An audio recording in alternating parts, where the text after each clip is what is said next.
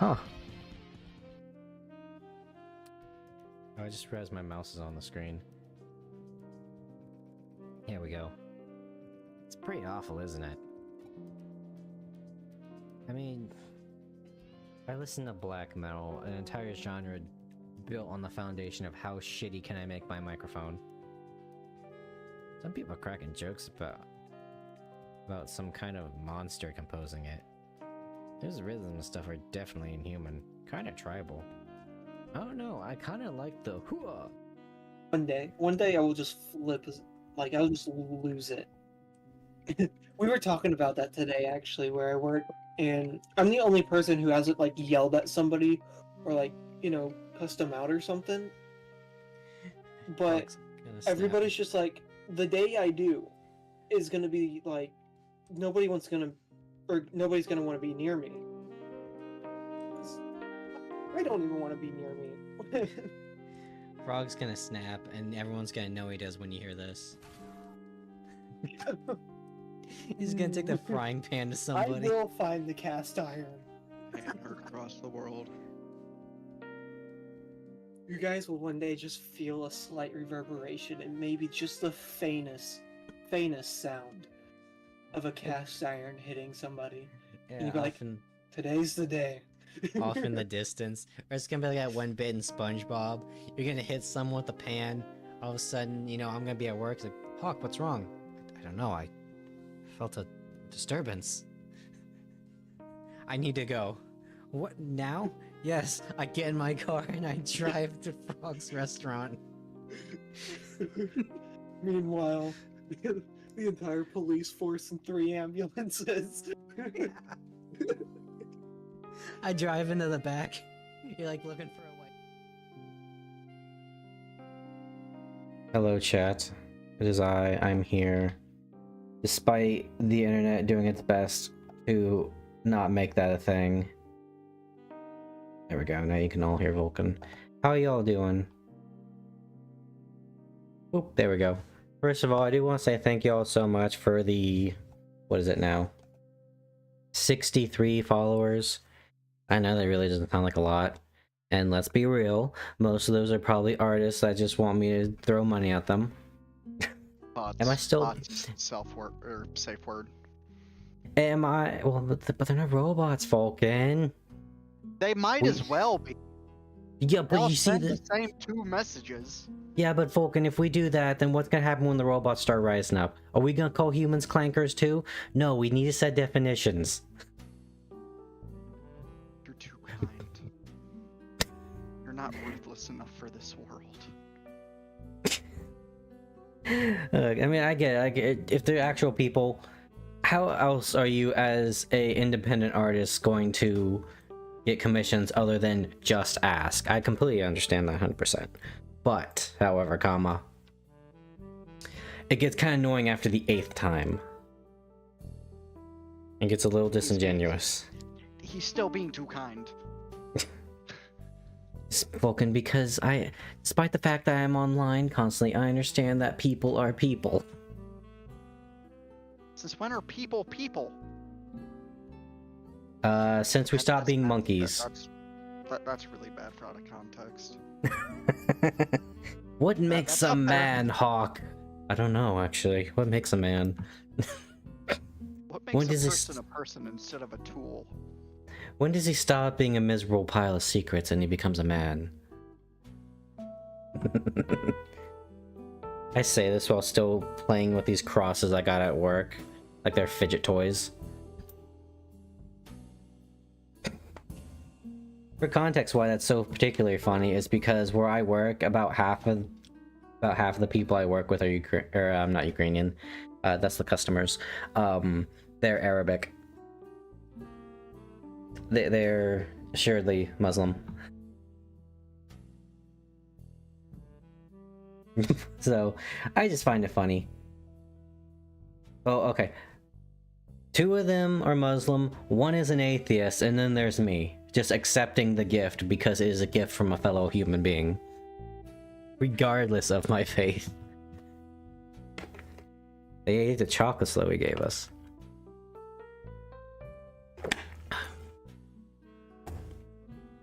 Anyways, chat.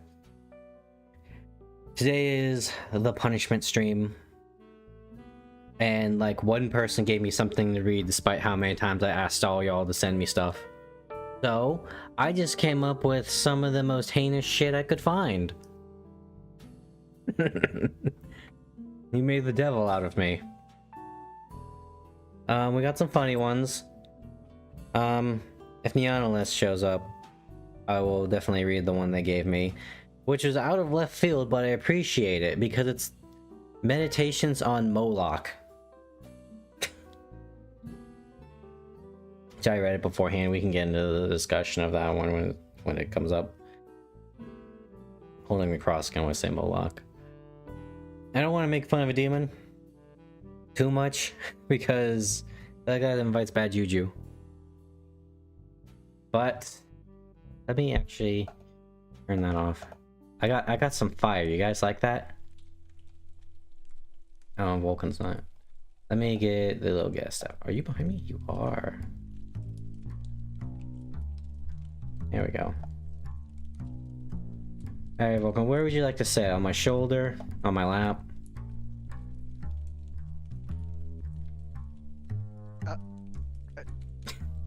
I'm just putting up your like little avatar somewhere.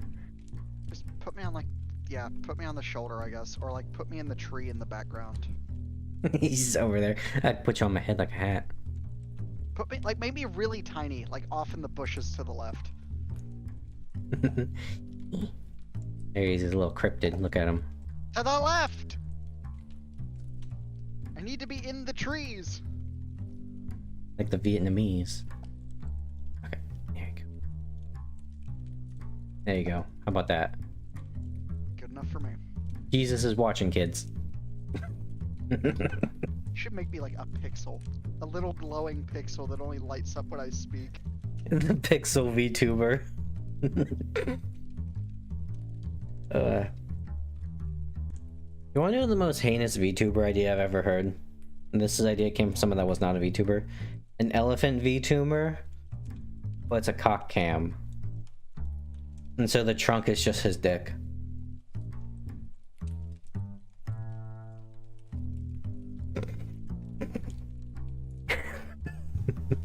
It's like the Fox News leg cam, man.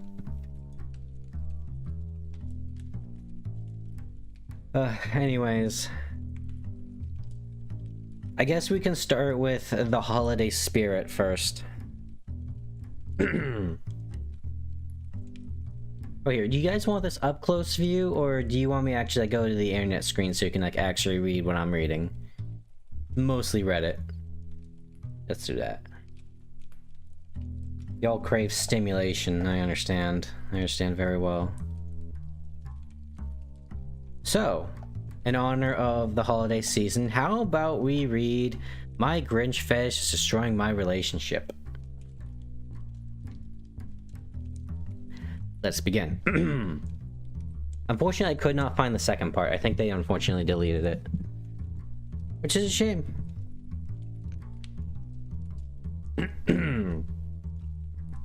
I have a Grinch fetish. My boyfriend knows about this, and for the most part accepts it. He isn't crazy about it and he doesn't really get it, but he at least tries, which is all I ask. He sometimes reads the book to me to set the mood, or if he's really feeling kinky, tell me you're a mean one in the heat of the moment. He even begrudgingly came around to at least playing one of the 3 versions of the film every time we do the deed, though we tend to stay away from the live action one because it's too much for me. What's up, Annelius? I can read yours after this. This one's super short. The thing is, I don't want to hear about the Grinch, or listen to the Grinch, or watch the Grinch. I want to be fucked by the Grinch. And for the record, this is common among women. I'm sure it is. The Grinch's bulging sack of toys to me, and many others, is what a Mack truck is to Cardi B. I don't get that reference. The fact that he's good with dogs and experienced trauma at a young age makes me want that long fuzzy... that long fuzzy dick even more. My boyfriend asked me what I wanted for Christmas, and I told him straight up. I told him to put on the greenest, silkiest Grinch costume he could find, kidnap me from my bed on Christmas Eve, and ravage me in front of the Christmas tree. He flat out refused. Said it was too weird for him. I was literally begging this man to let this snooch save Christmas, and he was like, nah, I'm good. Ended up turning in a fight where he admitted he only gave in to my initial Grinch kinks to placate me, and he was still uncomfortable at the fact that I moaned Grinch during sex a few weeks ago, but only because his song was playing in the background. So, he's drawn the line, and if I don't drop the Grinch fetish, which as I said is incredibly common for women but sadly taboo, he's done for good. I don't want to lose him over this, but it's really hard for me to see past my sexual proclivities, especially during Christmas season. Is there any way we can even compromise on this, or do I simply need a more adventurous man? TLDR, all I want for Christmas is my boyfriend to dress up as the Grinch and fuck me, and he won't. What the fuck? Oh dude, there's a second part of this I couldn't find, where she straight up admits, like, they were just driving down the street and they saw like one of those inflatable like yard decorations of the Grinch, and she made him pull over. And look, I understand. I too am thoroughly a monster fucker. Well, you gotta admit that's kind of crazy. I hate you. I hate me too, buddy. It's not even the angry I hate you, it's just... I just hate you now. Yeah, dude, we got like a little pill counter machine at work, and like when you pour in too many pills at once, it like makes a beeping sound, very aggressive beeping sound, and sometimes it won't even make the sound when it does that, and I think that's what hurts more than anything. Alright, well anyways, since the one person that actually gave me something is here, I must appease them. And they actually gave me a very interesting one. Let me turn the jazz down.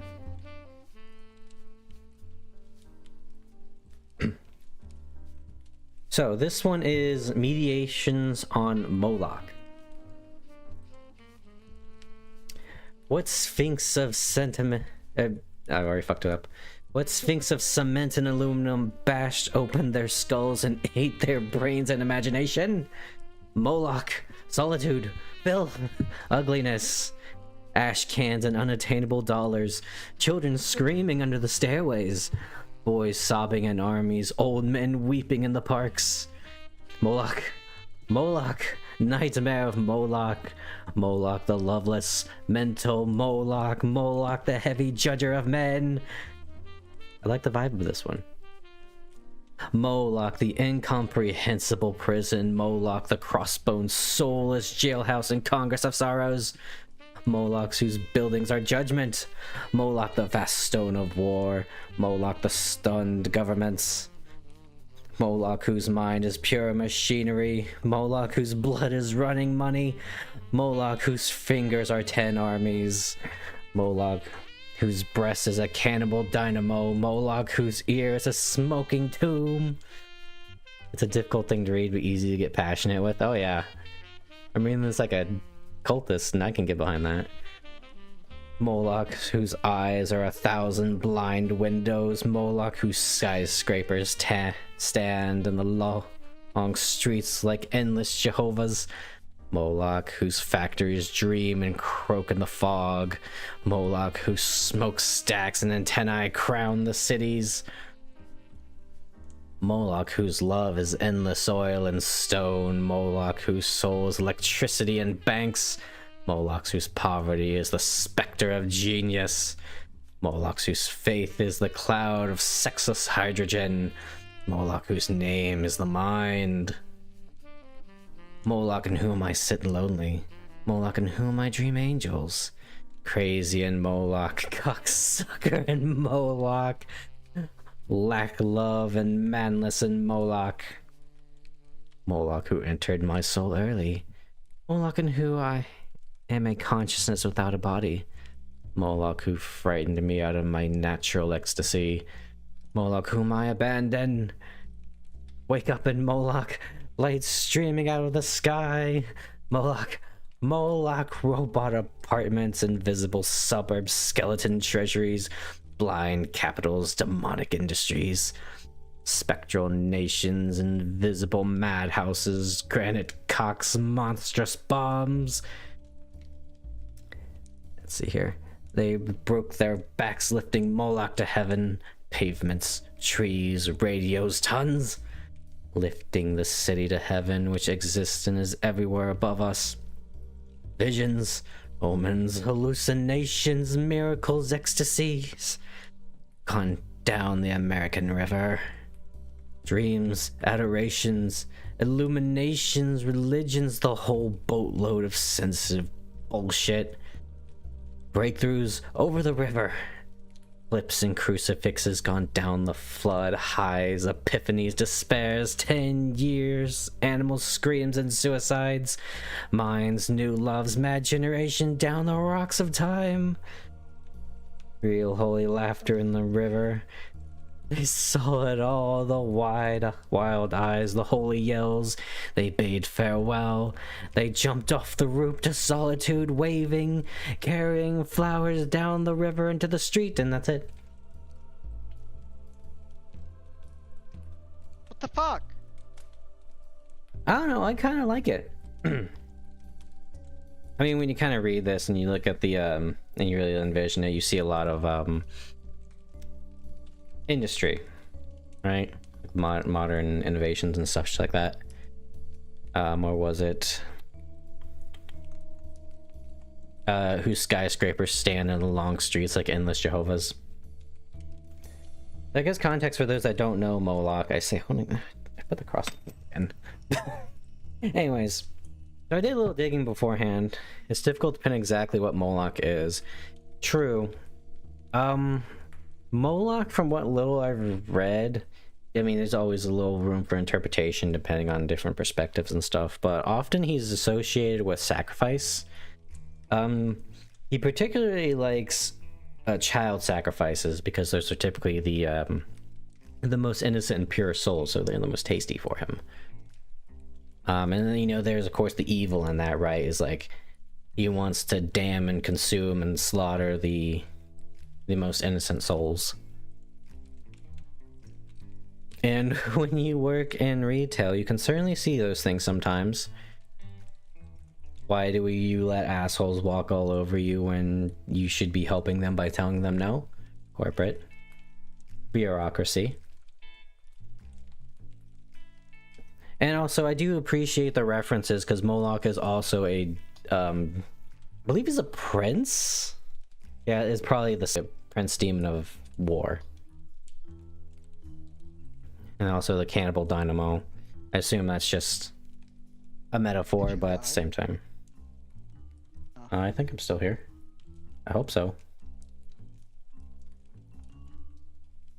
Let's see here. 1,000 blind windows, of course, again, that's the skyscraper. I do also like, because sometimes you do see some crudeness in here related to sex, right? Which, just as a Giger fan, I love the imagery of that as well. Let's see here. Skyscrapers, factories, dream and croak the fog. I guess you can kind of see it as, again, this is gonna be 7 degrees of Kevin Bacon for a lot of this. Your factories of industry can, like, with its choking fog, pollute the planet, sacrificing the future generations for your potential wealth. One of the elements I like, particularly in the Dark Sun universe, is there are no gods, and how you get magic is through the planet. The planet is absolutely fucked because wizards went way too crazy with it, and this planet's basically dying. And that kind of leads into the connection of there are people that would prefer to rule in hell than serve in heaven, you know? Like, is the planet about to die if we cast, like, maybe, like, 80 more spells? Yes. But I'm gonna cast it anyways, because fuck you. I'm in power. Moloch's love is endless oil and stone. I can see that as just the building of society. Whose soul is electricity and banks. The banks. Whose poverty is the specter of genius. I can see that being like the unintentional aspect of like, what was it, the cotton gin? Where it was, hey, I made this device that now allows us to, you know, spin more cotton efficiently, so now we don't need slaves. Wait, what do you mean you just got more slaves so you can produce more? Fuck. Let's see here. Because that is always a thing, right? Is like, you break some new innovation in, and it just, there's always some aspect of it that just goes completely off kilter. Moloch, whose fate is a cloud of sexless hydrogen. Moloch, whose name is the mind. I was actually thinking about this one earlier as I was reading it by myself. Was, Vulcan, do you remember that one episode of Fairly Odd Parents where everyone became a gray blob?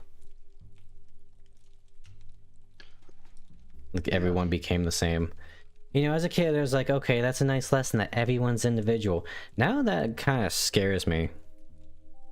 You know? I mean, obviously with the internet, there's various different types of like subcultures and such. But I don't know, it feels like some things are getting like kind of combined together. The system man would be great to consult the goddess of chaos, Eris, about this. I don't trust no chaos gods. Just because I think by definition you can't really.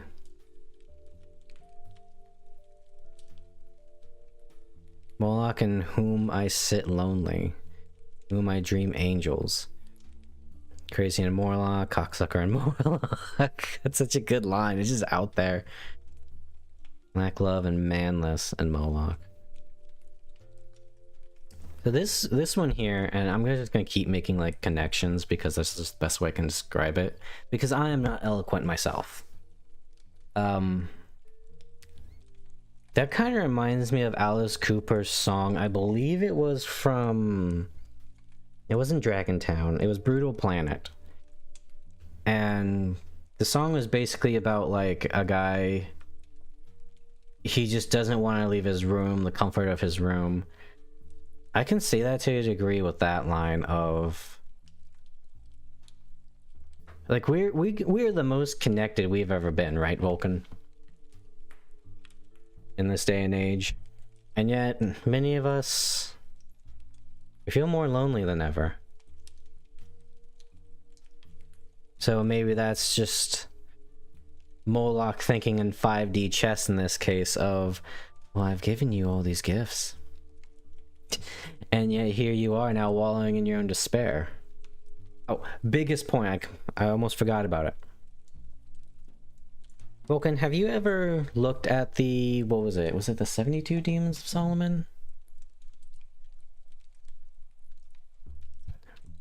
Ooh, Demons of Solomon. Yes. So I just did like quick overviews because I was curious about the demonic entities in the Grimoire, the Lesser Key of Solomon. Most of those demons, funny enough, are like science, medicine, you know, gemstones, things you want. And the main reason they probably have such good things to them is because you want them. Demons want to be your friend. And so in this case, you can kind of see it as Moloch is these things. Moloch is the industry. He's given you the electricity, he's given you the oil, he's given you the factories, he's given you the job that you have now in your life. All because of Moloch. But at the same time, he's still the god of sacrifice. I mean, you've ranted about this before too as well, Vulcan, right? It's like... How do I put it? Not in this regard, I'm not understanding any of what's being said. It's all metaphors, Vulcan, about industry and the system. But you know, like... About the system, but that's entirely besides the point. But you know, like, it's like the system, right? And like... the industry we have kind of, you know, sometimes feels like it takes away, right? Again, we're more lonely than we've probably ever been. It feels like disconnected from one another. I mean, even just from like, if you want to go like an eco standpoint, right? Is like, not even that. We can go digital nowadays. Is like, we didn't stop microtransactions in a way. So now future generations have to do even more bullshit. We see it with the factories and such, right? Like now the future generation has to deal with those struggles of that. We sacrifice the future generations. Or in Moloch's case, the children. Moloch loves eating children.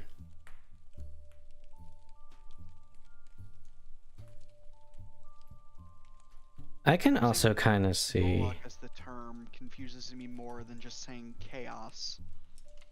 Well, just think as Moloch as a demon prince of sacrifice. That's how I'm viewing him in this case.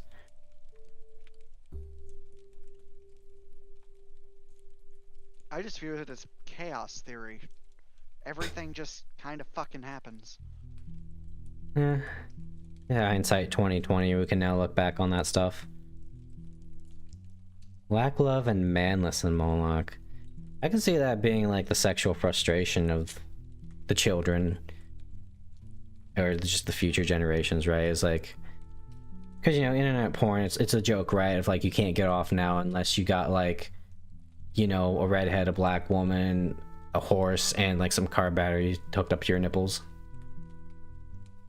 But take multiple times as much entertainment. Oh no, like they've done stays on that of like... What's a good example? A few years back there was one where men were having difficulties getting off. And one of the leading theories was because internet porn. It's easily accessible, and you could have like 8 fucking tabs open.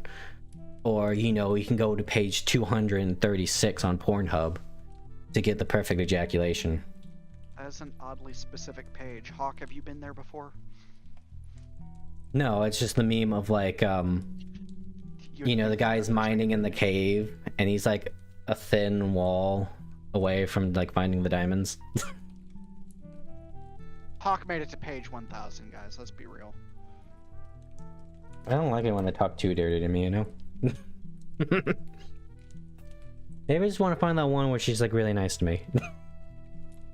Agree, Moloch will give you something but take multiple times as much in return.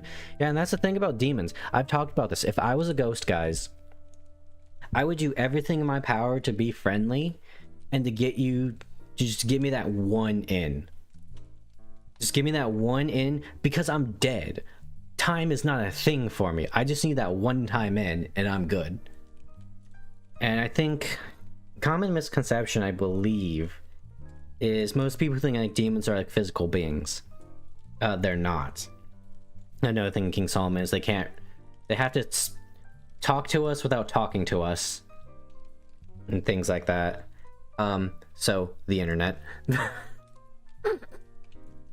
But demons are just kind of forces. So it's just like the evil that makes you do things along those lines. I mean, they're kind of personified in a way, but that's just kind of like, I guess, bring the point home. Moloch, who entered my soul early. That's the early generations, right? That's the fucking iPad kids. Moloch, in whom I am consciousness without a body. Boy, I feel like that sometimes when I go to work, let me tell you. At least that's what they want me to be. Moloch, who frightened me out of my natural ecstasy.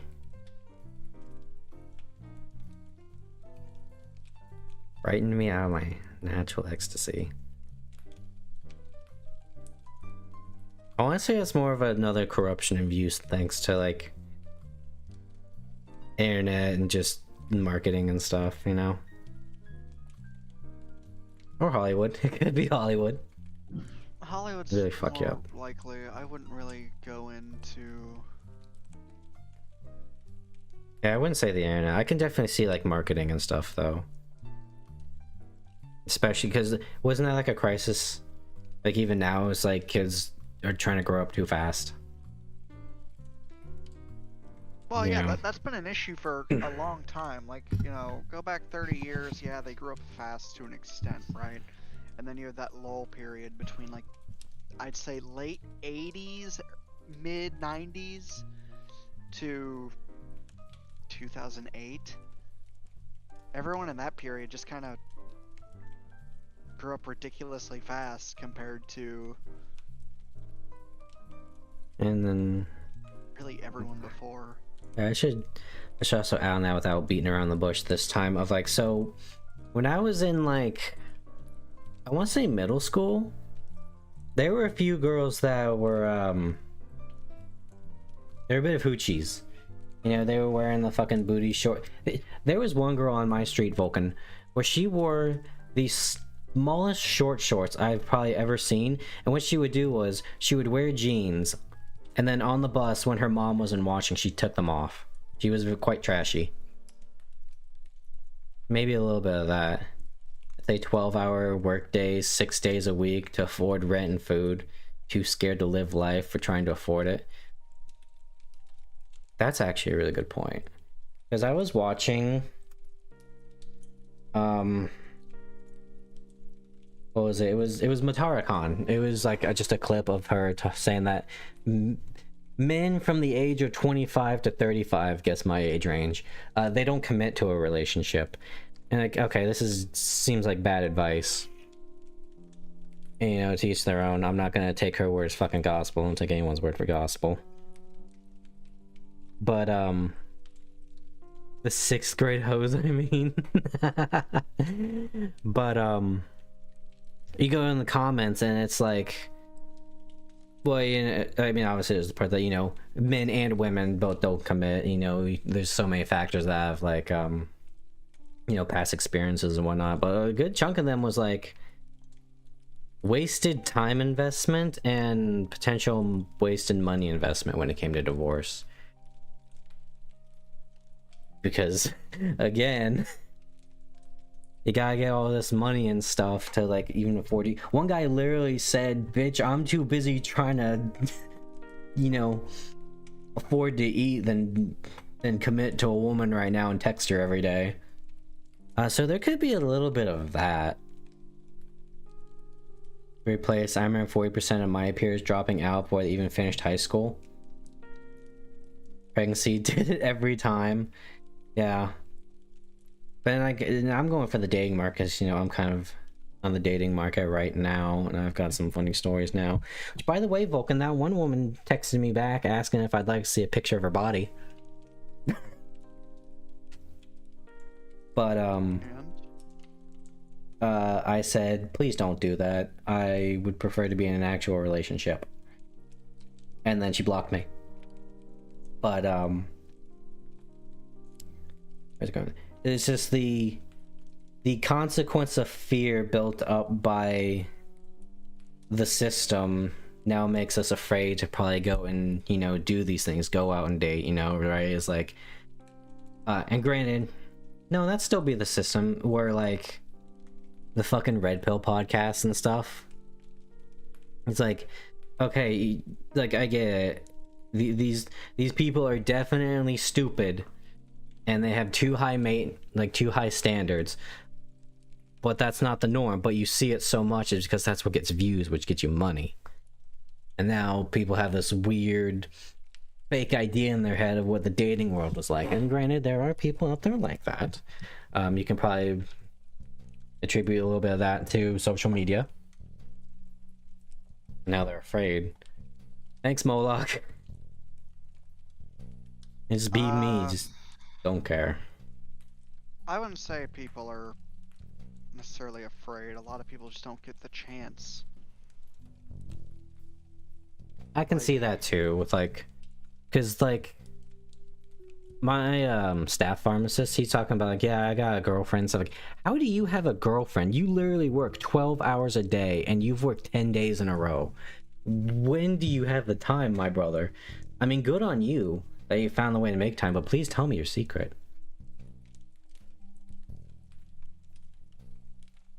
I mean, it's not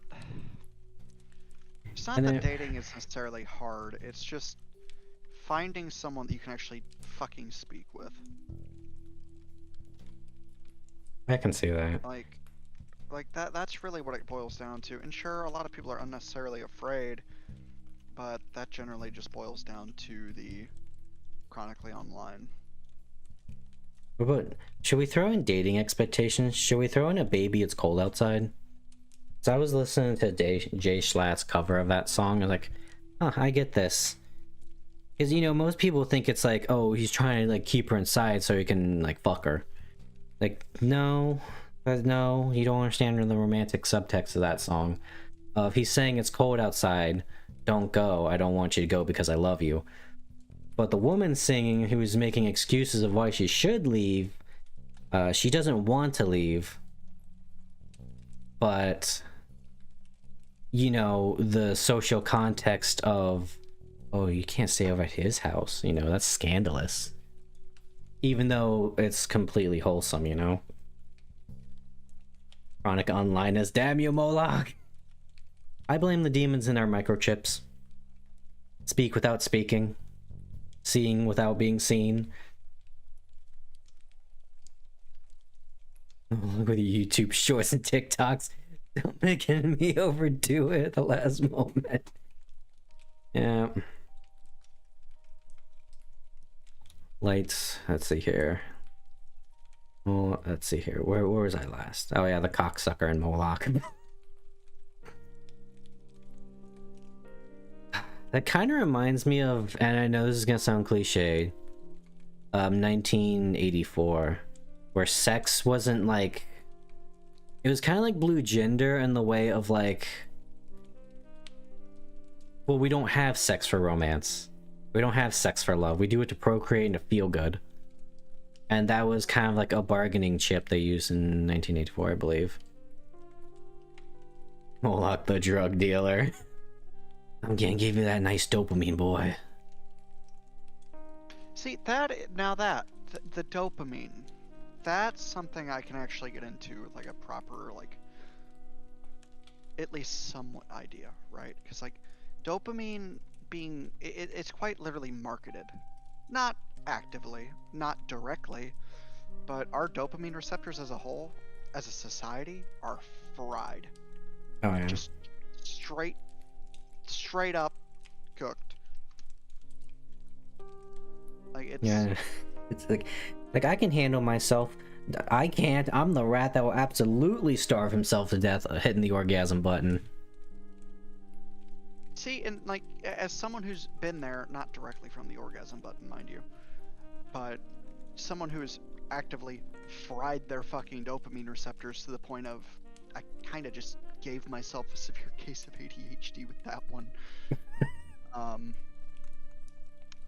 It's really upsetting that everywhere I kind of just look around. It's like, oh, it's just there's always something to sell. Be it nicotine, alcohol, caffeine. It is insanity. Everything's got a price. All these little. Everything can have a slap. Like, oh, go ahead. oh, go on. I was gonna say, it's just everything can have a price tag slapped on it. Yeah. And honestly, too, people don't. They don't understand how much of just random little things give us the dopamine we need. We're not supposed to fucking get it immediately. Like, I'll put it this way. Whenever I don't vape for a period of a day or two, I get withdrawals, I get headaches, blah, blah, blah. I get all the fun shit, right? Mm-hmm. But I also generally feel much, much happier. Just as a whole. Because my dopamine isn't fried. It's still degraded. But, you know, it gets me back up to that level where I need to be at. Because, you know, ADHD is a whole fucking obscene thing with how cooked it all is. Chad, when was the last time you went to take a shit without bringing anything with you? No phone, no book, like no magazine. You just sat there and you just waited. Literally, like every other day. Good for you. You're the outlier. My brother in Christ, I have hemorrhoids. I can't sit on the toilet very long. There's a joke to be made there, but I will refrain. Kill yourself. What was it my psychology professor once said? He's like, I want you all to understand. What do you think the statistic is for, like, every time there's a dirty thought in a college lecture? And it was something like under 10 seconds. Yeah, it was under 10 seconds because because you're bored and you need to stimulate yourself. So you just have a dirty thought. And that's exactly where the phones and the electronics and the immediate gratification come back into play. Like that it all wraps back around. Because when we're bored, what do we want to do? We want to not be bored. How do we not be bored? We burn our fucking dopamine receptors to the point of no goddamn return. Most of the time, I'd be afraid of spraying it with the bum gun. Every time you take a shit and you pull up your phone to watch TikTok, that's Moloch. Every time I take a shit and I see a man dying on Instagram. That's Moloch. That's exactly right. That's very demonic. Jesus fucking Christ. Moloch. Robot apartments. Invisible suburbs. Skeleton treasuries. Blind capitals. Okay, these ones I can see. As someone that grew up in a suburbia, there are a lot of fucking apartments being built in my area now, like a stupid amount. No one's gonna own their homes anymore. You know, we have the means to do it. So the suburbs are kind of vanishing. And like entire ghost towns, if you want to get that. Maybe Alexa. Let's see here. Skeleton treasuries. I can kind of see that one as like... It's like the national debt, right? It's like... We have the means of production. Why do we keep losing money? Why are everything's still going up? And then blind capitals are probably just people just blind. Like they just don't give a shit. Robot apartments. What was... I think it was Mother Horse Eyes. Where there's a part in Mother Horse Eyes is just an entire fucking saga, let me tell you. But there's one bit where like it's from a guy in the future where he works on... First he worked on the Dream Pods. The Dream Pods was basically... It was the Matrix. You plug yourself in and you're in the internet. Now, that sounds cool. Until you realize there are people that are so like... How do I put this? Things kept escalating because you got your senses in the pod. So, you know, it started out with like, oh, you know, your threesome celebrity fantasy, right? But you constantly need more and more stimulation. And next thing you know, you're watching a fucking football game, the crowd's all having an orgy, and then next thing you know, you're having sex with Elvis Presley and Hitler, because you constantly need that stimulation, or people sleeping in VR chat, exactly. And then eventually gets to the point where, like, there's this one girl, she was in the pod, because you can get, like, self-sustaining things. She was a celebrity in the pod, making all this crazy shit that people got off to. She was probably in there for like 10 years. The only thing in her apartment was the pod. And when she was eventually forced to come out because the machines actually get pretty nasty, that's where the narrator comes in. He's like, he's the guy that's supposed to fix it, and he pulls him out. She was fucking fried. Like, her body had atrophied so much. And then later, I think it's the same guy, or maybe it's another guy, he goes and talks about, yeah, I'm now a rehabilitator for these people. And because their brains were so cooked on constant stimulation, you would literally be having a conversation with one of them, and then they would just start masturbating. Because their brain needed that stimulation. So... I don't know if you want to call it, like, I mean, obviously that's, like, the pod and stuff. The girl eventually went back in the pod because that's all she knows, and she died in the pod. Robot apartments, I can see that going back to Alice Cooper. I think the song was Sanctuary. And go check out Brutal Planet and Dragon Town. Those are some of his heaviest fucking albums and they're beautiful. I can see that as like an automated, like you don't need to leave your room anymore. You just go in your little hole of an apartment. You have everything you need. Don't worry that the suburbs are vanishing. The nuclear family, the happy families don't even have to be nuclear. The owning of your home. No, you live in a fucking apartment owned by someone else and you pay rent. Never mind the fact that that's vanishing and there's a housing crisis and we're always constantly in debt. Don't worry about that. Just stay in your nice, sterile apartment that takes care of all of your needs. Demonic Industries, that one's basic. That's just... What was a good example? I can't remember what I was watching. But I remember sitting there thinking to myself, this entire company is preying upon the insecurities of people, and it's fucking disgusting.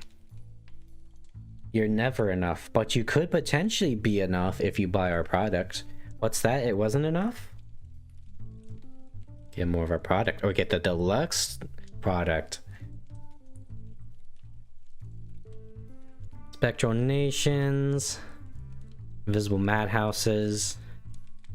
Dope. Yeah, oh god, my boss is a kind of a crypto bro. And it's like, this is FOMO.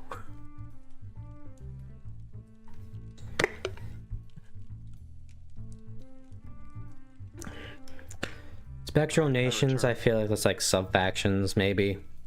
Like... Are we still on the whole Moloch shit? Yeah. I'm analyzing every sentence. Invisible Madhouses, I can see that as the lunatics running the asylum. Take from a guy that has to ask people to, here, please do a survey, tell us how we did today. I straight up cut to the chase, like, okay, look, we don't like pestering you about doing surveys, but there's one right there. The only people that actually do it of their own volition, because service should speak for itself, are the people that want to complain and the crazies. So our reviews are in the fucking toilet and now corporate's up our ass. I paraphrase there, but I saw that a lot in college. So... What? Sorry, you have to... you cut out for me. Lunatics running the asylum. The only people that leave a survey and actually get things changed are the ones that complain. Even though everyone's fine with it. And then going back to the robot apartments. Just stay in your apartment. Just stay in your little shitter apartment in your little, you know, sensory pod. Don't worry. No, they're not lunatics. They're here for actual change. You know, it's no big deal. Just ignore them. Stay in your pod. I don't know about Granite Cox, though. I don't know, it's the bad dragon industry, I don't know. Tie back around to gooning, I suppose. Let me see if there's like any symbolism of granite. Granite symbolizes strength, durability, and permanence due to its hard nature.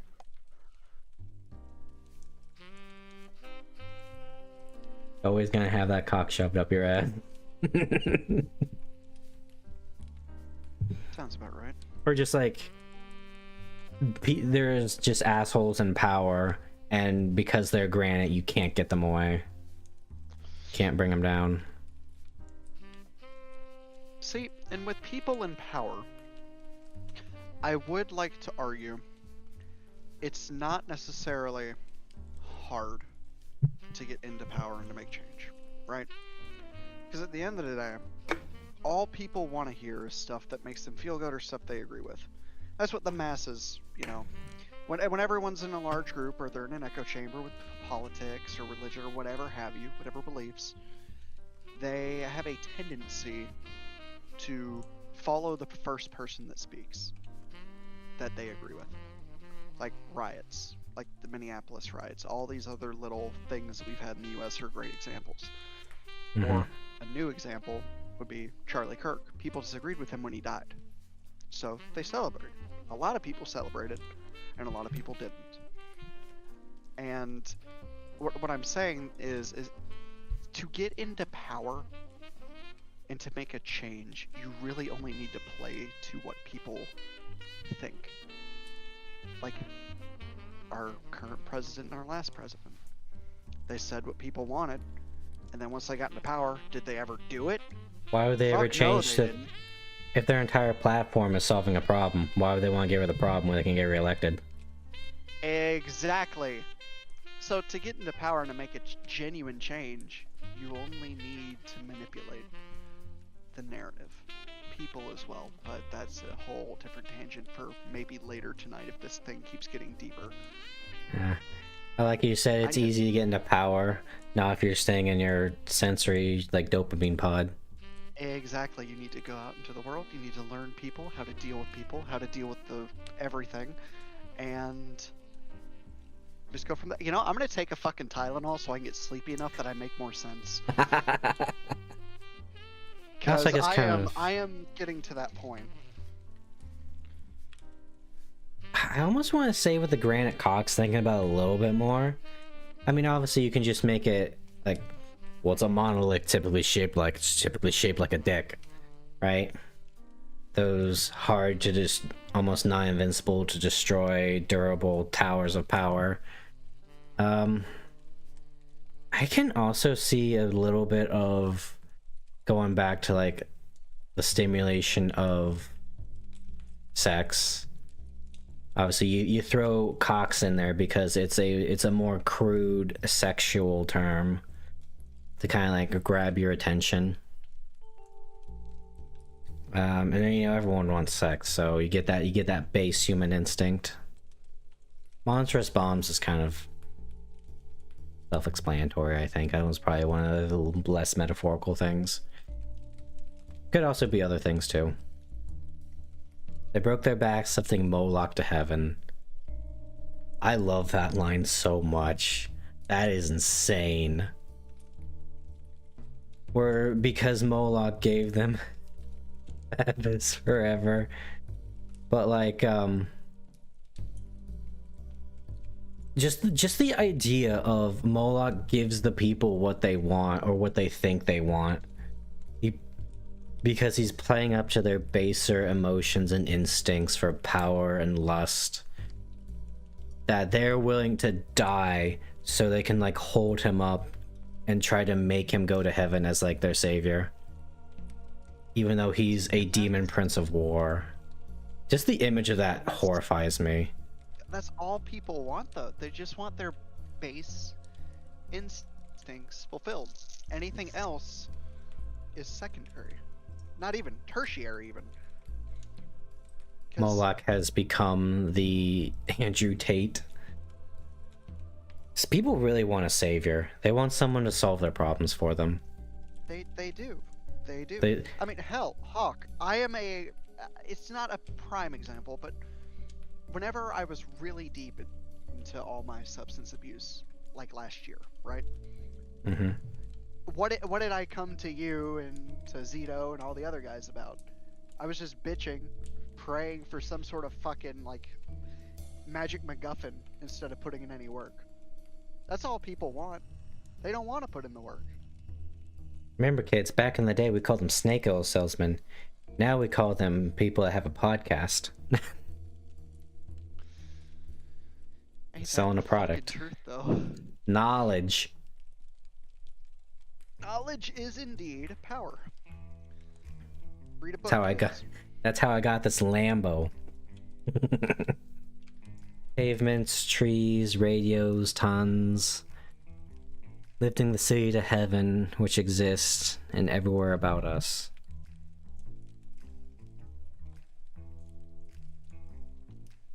How much of that could be like, we built the monoliths of the city so that Moloch could rise to heaven, you know? Not necessarily like a Tower of Babel thing, that's kind of a different thing altogether. But just like, Look at this beautiful thing. We've paved roads. We've built parks. We have mass communication so we can build even more. So that Moloch is essentially or metaphorically rising to heaven. All this, of course, becoming the system as God as well. All the swindles still apply, yep. Gwyneth Paltrow and her company Goop is Moloch. Selling fucking vampire repellent for like $69. Visions, omens, hallucinations, miracles, ecstasy. Down the American River. I can see it as like either people trying to predict the future, because you know, you read a lot of stuff from back in the day, right? It's like, oh shit, they were kind of right. And the bad omens. Maybe hallucinations could be a bit more illusionary. Miracles obviously being the fucking hockey stick known as innovation. Ecstasies. Down the American River.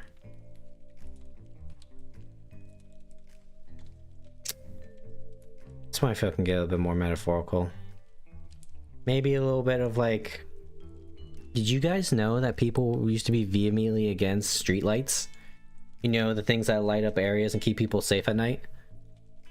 Because it was someone's job to go around lighting all the street lamps with candles. Innovation waits for no man. Little Timmy is no longer a cobbler. Little Timmy now works the machine that makes a shoe.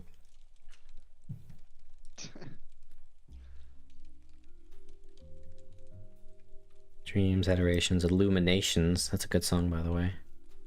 Religions, the whole boatload of sensitive bullshit. Hey, I see those going down the river too.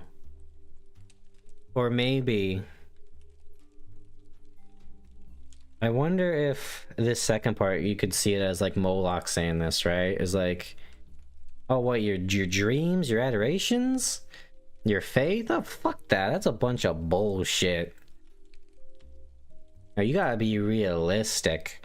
You gotta work that 9-to-5 soul-crushing job because society dictates that you need to make money because we're gonna take it from you. If you don't have it, you're gonna wind up on the streets and dead. No one's gonna love you. Morality through faith? Fuck out of here. Did not know about this. Most people don't. Well, it's why a lot of people do subscribe to that, though. Yeah. Like, I was talking to Jackie, you know, the 6'6" goth woman. And, like, you know, she proclaims she's an atheist. And, like, I don't know if I could ever just, like, believe in nothing. Like, I'm here for the facts, but like, I don't know, because like most people will say like, oh, I don't need religion to tell me how to be a moral person. That's true. That's 100% true. You can. However, it does help because you're getting a new perspective of just looking at another moral code, you know. And maybe a little bit of like, because the one, I think this is how it goes, is, it's been a few years since I've learned about it, was like the notion of like the village can stone your child. You know, something along those lines. And being like, that is a barbaric ritual of Christianity. Like, oh yeah, on paper when you say it like that, until you get the full context. Back in the day, you could straight up just kill your kid if they like, you know, oh, what's for dinner? Oh, fucking... you know, tuna casserole, and you just beat your son in the head with a rock till he's dead. You could absolutely do that back then. There were no laws against that. So the general premise of that was, the village, you cannot do it. The village will. The village is not going to do it, though. Because, I mean, it's a village, it's a community, shit sucked back then, you had to work together. You were probably a bit more kinder to your neighbors. Things along that. That's more of just like a misconception that you can only like debunk if you think about it and like read about it. But yeah, I mean, I like looking at different religions. Like, for example, I've told this story probably before. I straight up looked up and studied LaVey Satanism. I mean, I like King Diamond and all. But I pretty much learned really quickly, it's like, I see what they're doing here with LaVey Satanism. I do not agree with it on a base standard. Because it's inherently a selfish religion. It's basically, for lack of better words, you're your own god. Your own gratification is much more important. And of course, there's like two sides of Satanism. There's the crazy sex magic parties, you know, where all the dude wants is just like indulge in his, you know, like vices because it's his life, it brings him pleasure, and fuck anyone else that says otherwise. And then you got LaVey Satanism, which is just like, you can tell this guy really has a chip on his shoulder. Like, oh no, the Satan in Satanism isn't actually about, you know, religion, it's about symbolism of man. Bull fucking shit. You could have picked literally anything and you picked like the one thing God has a problem with. Okay, it's good to like look at that stuff because even if you're not religious, just so you can like figure out what you think about it. A satanic priest. Not the LaVeyan variety. Yeah. And frankly, LaVey, I'm not exactly a fan of you forming a secret society with your closest buddies to take down society or whatever. Because that just sounds like meet the new boss, same as the old boss.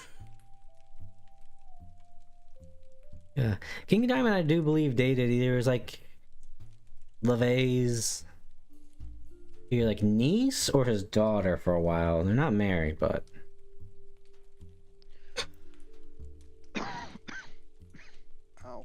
I mean, the vibe is immaculate, though. Whenever I'm, like, writing, I do like writing evil gods specifically, because I always like to give them that little kernel of, like, one of my favorites, Godzilla will beat up all and then other gods, yeah. But, one of my favorites was always the lust goddess, Ketha, is what I named her as. It used to be Lilith, but you know, that's basic bitch shit, so I just made up a random name. And their whole thing was, they're the goddess of lust, monsters, and truth. Like, what the fuck does that mean, Hawke? You like Ugly Bastard? You like NTR? That's okay. I'm not gonna judge you. We worship the sex goddess. What matters is what makes you happy. It's human nature to be depraved, so it's okay, indulge in it. We won't judge you. We are actually incapable of lying as long as it doesn't, like, hurt the faith. Be honest with yourself. Crank your yank until it's raw. Be the rat that starved to death. But that's always like the fascinating thing about like evil deities and demons like that, is there's always that temptation factor. Again, a lot of the demon lords, they grant powers of like mathematics and language and medicine because that's what you want. No one's like, oh yeah, you know, I want to worship a god of corruption, it just completely erodes my kingdom. No, it's because you get something out of it. Here's breakthroughs over the river. Lips and crucifixions. On down the flood. Eyes, epiphanies, despairs. 10 years, animal screams and suicides. That's such a hard-hitting line right there.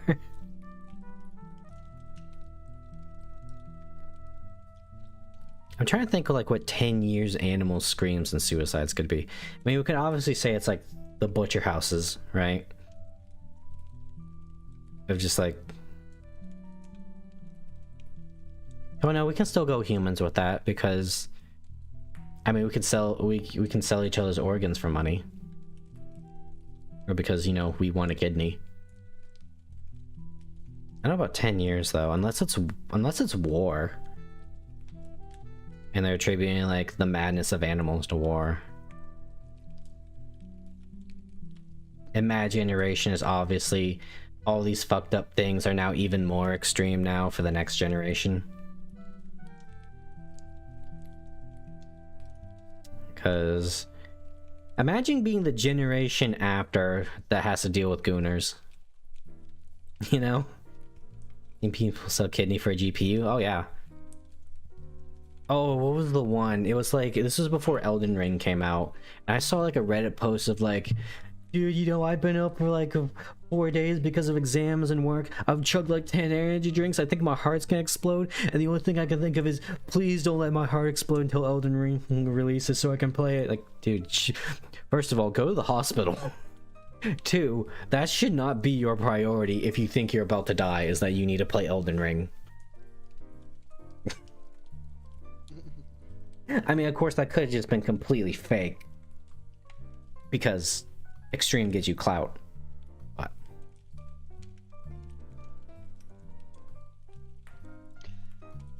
I mean, people do have really sad kind of priorities, right? Like we've known, I mean, shit, knew plenty of people back in the day that were like that. It's like, oh, I just need this one little anime character and I'm so happy. Or, oh, I only need to play this video game and I'm so happy. Fuck talking to anyone, fuck people, fuck all I that, need to right? roll out my gotchas. God damn. Like, people like that are just, thank God if they don't reproduce. Please die out. The population needs it. That's what Moloch wants. He's made an entire generation of sad, lonely people to consume. He got them when they're young. Not an entire. There is a good deal of people in my part of our generation that have kind of broken out of it, right? Yeah. I'd say it's at least 50-50 with my group. Because most people just want to go back to the good old days, because we grew up in the good old days and got to watch everything fall the hell apart. And we're still young enough to actually do something about it. Moloch really is the embodiment of, like, think of the children. Now, he's the embodiment of don't think of the children. The kids are not okay.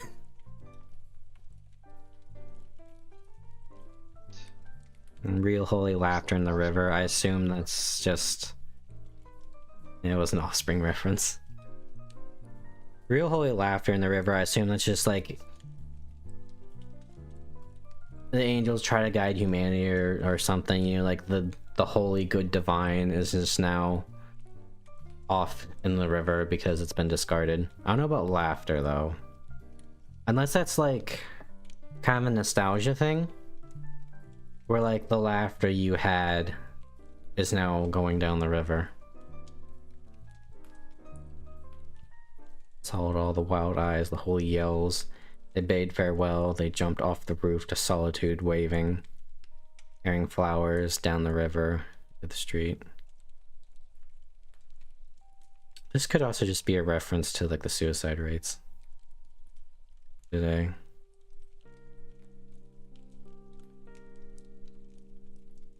Maybe. Suicide rates, they are really high. Yeah, we have more than we ever had before. Little Jimmy, I need you to go get nails. Okay. Can you drive me there? No. But Dad, it's like several miles away. Yeah, get walking, Jimmy. Can you just order them off Amazon? No, I'm teaching you a lesson. You go walk. Expect you to be back before sundown. They better be the right nails or I'll make you go back.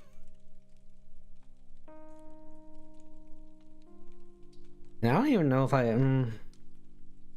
Is this... Oh my god, this is like a whole thing. This is like an actual college essay. I almost don't know if I want to, at the moment, read this guy's takes. I kind of want to digest it a little bit, see if I come up with something else. Because as soon as you read... Because then once you start reading other people's stuff, then it kind of like gets in your brain too, you know?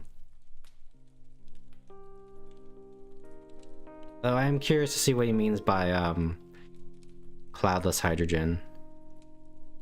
Capitalism whose phase of cloudless hydrogen caption. Capitalism and unconscious without body. Capitalism, therefore, granite cocks.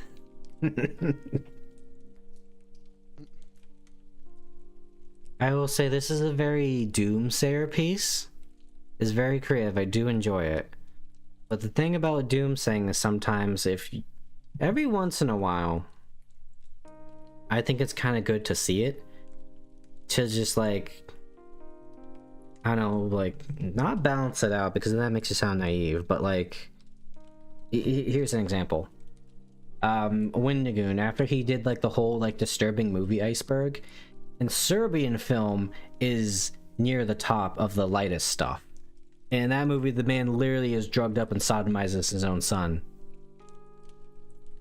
And that's one of the lighter things in the movie. And so, he gets down to the bottom and it says, you gotta remember to come up for air. Don't focus too much on the doomsaying, but also understand the badness that's coming out of the piece, but don't get lost in it, It's like his take on I have no mouth and I must scream. Am hates fucking everything. The world is shit. There's literally 6 people left and they're only alive so he can torture them for all eternity. And Windigoon kind of took it as inspirational, because even in the end, when Am looked away for like 2 seconds, the narrator killed the 5 other people and gave Am a big middle finger. He was still alive for all eternity, and he was turned into a monstrosity because of it. A la, I have no mouth and I must scream. But there's something saying about the human spirit where after millennia, we still say fuck you, Am.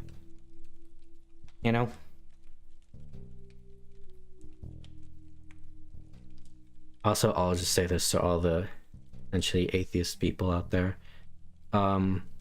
Believe what you want, of course. But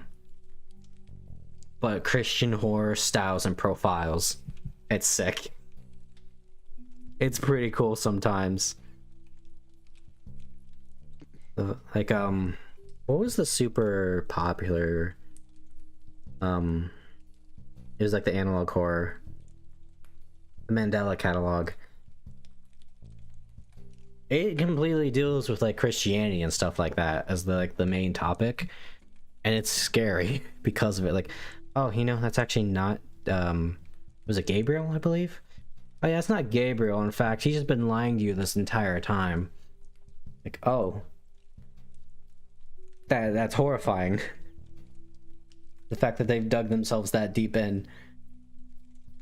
Of course, I haven't watched, I think I watched like the first season. I haven't watched any more of it. Or what was the other one with like the rabbit? Angel Gabby. Still don't trust that fucking rabbit. It was cool too. Plus it's just right for metaphors, Slap a coat of paint on it and you're good. I do like this one. I'm glad I read this. You picked out a good one on Alias. Appreciate it.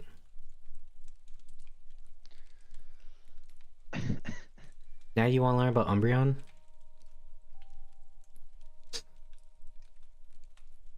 No, I don't want to go from intellectual conversation to Pokemon. We can go to Harry Potter next. No!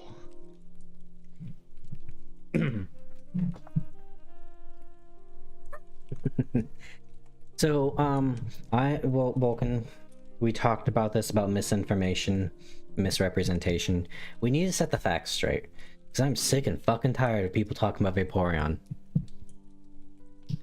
Did you know that in terms of male human and female Pokemon breeding, Vaporeon is actually not the most capable Pokemon for humans, or compatible Pokemon for humans? I'll also say this, I fucking hate this copypasta because there are no paragraphs. It's all just one big blob of text. Let's see here, where is it?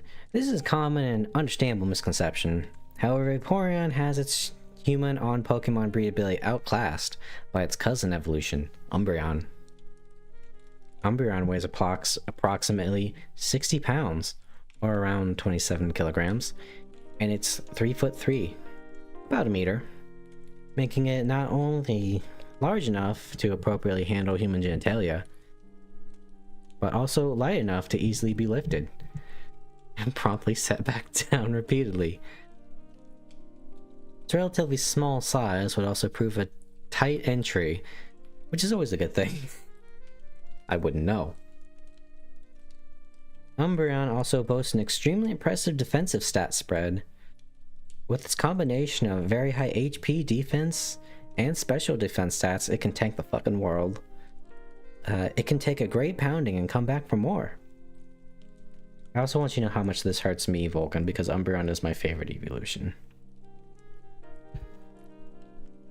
Its ability, Inner Focus, allows it to keep slamming attentively without getting fatigued. Umbreon also has access to the ability Synchronize, which allows it to share its current status with you, meaning you will receive all the pleasure it feels combined with all the pleasure you're getting from pounding its... with this perfect breedable Pokemon. Umbreon also has the capability of seeing perfectly in pitch black darkness, allowing it to effectively attend to midnight fornication sessions. Midnight, more like 3 a.m. Oh boy, 3 a.m. Even if you do manage to drain Umbreon's energy with all the fierce thrusts, it can recover very quickly with the access to the move Moonlight. I thought Moonlight kind of sucked, so I didn't really set up for it. Its black fur is also a massive positive attribute, allowing all the excretions you make to be easily seen all over its body, except the yellow glowing parts. A great fun fact, Umbreon can excrete toxins in its sweat, which would in turn soak into your member and swallow it up, making it even more sizable and sensitive. They never talk about that tidbit from Umbreon, where Umbreon can actually like it's a brilliant evolutionary thing. It's tanky as hell, and if you touch it, you get toxined.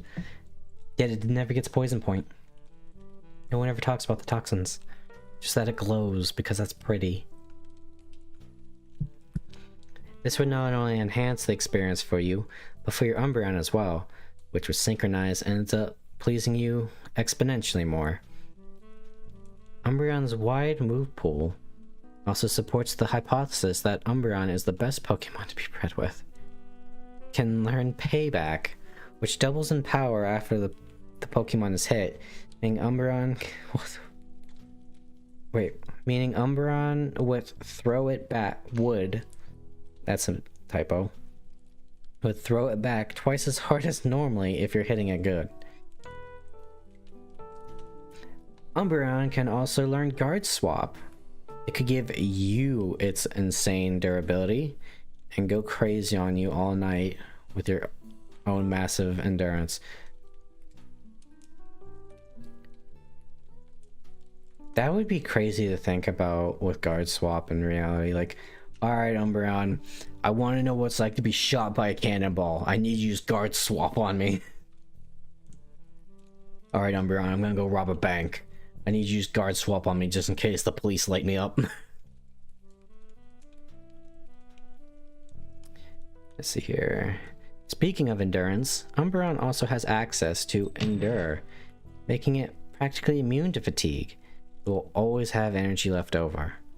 Charm is also within Umbreon's move pool, letting it be extremely seductive towards you, easily getting you in the mood.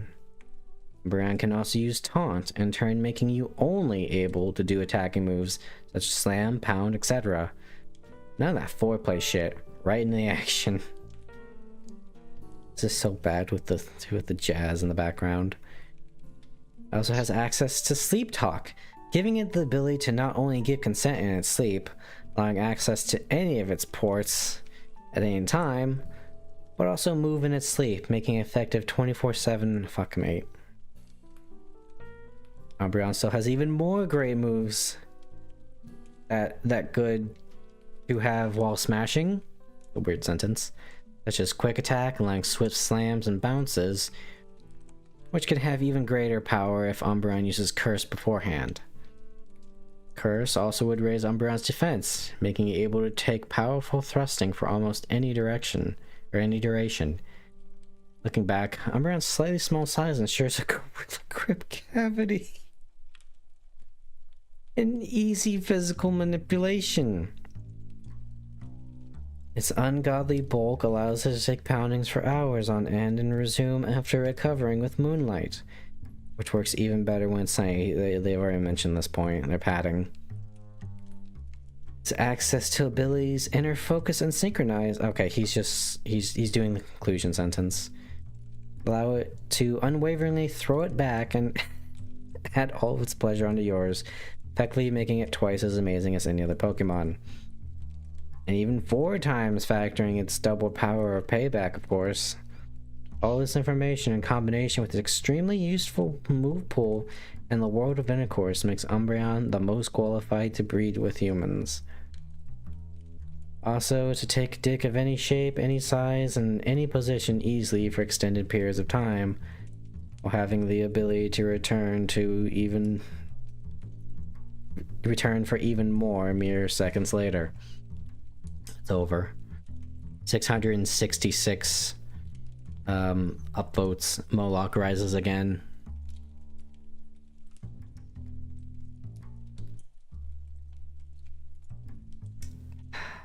Aren't you love Reddit, Vulcan?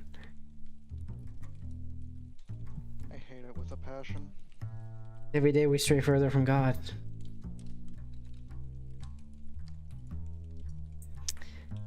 So, I got one more, and then we can read actual fucking literature. You guys like Harry Potter?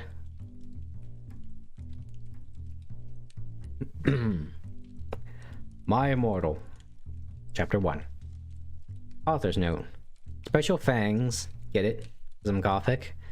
To my GF, ew, not in that way, Raven. Bloody Tears 666 for helping me with the story and spelling. You rock. Justin, you're the love of my depressing laugh. You rock too. My Chemical Romance rocks. Hi, my name is Ebony Darkness Dementia Ravenway, and I have long ebony black hair. That's how I got my name, with purple streaks and red tips that reached my mid-back and icy blue eyes like livid tears, and a lot of people tell me I look like Amy Lee. Author's note, if you don't know who she is, get the hell out of here. I'm not related to Gerald Way, but I wish I was, because he's a major fucking hottie. I'm a vampire, but my teeth are straight and white. I have pale white skin. I'm also a witch, and I go to a magic school called Hogwarts in England, where I'm in my 17th year. Or my 7th year. I'm 17. I'm a goth, in case you couldn't tell, and I wear mostly black. Love Hot Topic, and I buy all my clothes from there. For example, today I was wearing a black corset with matching lace around it, and a black leather miniskirt, pink fishnets, and black combat boots. I was wearing black lipstick and white foundation, black eyeliner, and red eyeshadow. I was walking outside Hogwarts. It was snowing and raining, so there was no sun, which I was very happy about. A lot of preps stared at me.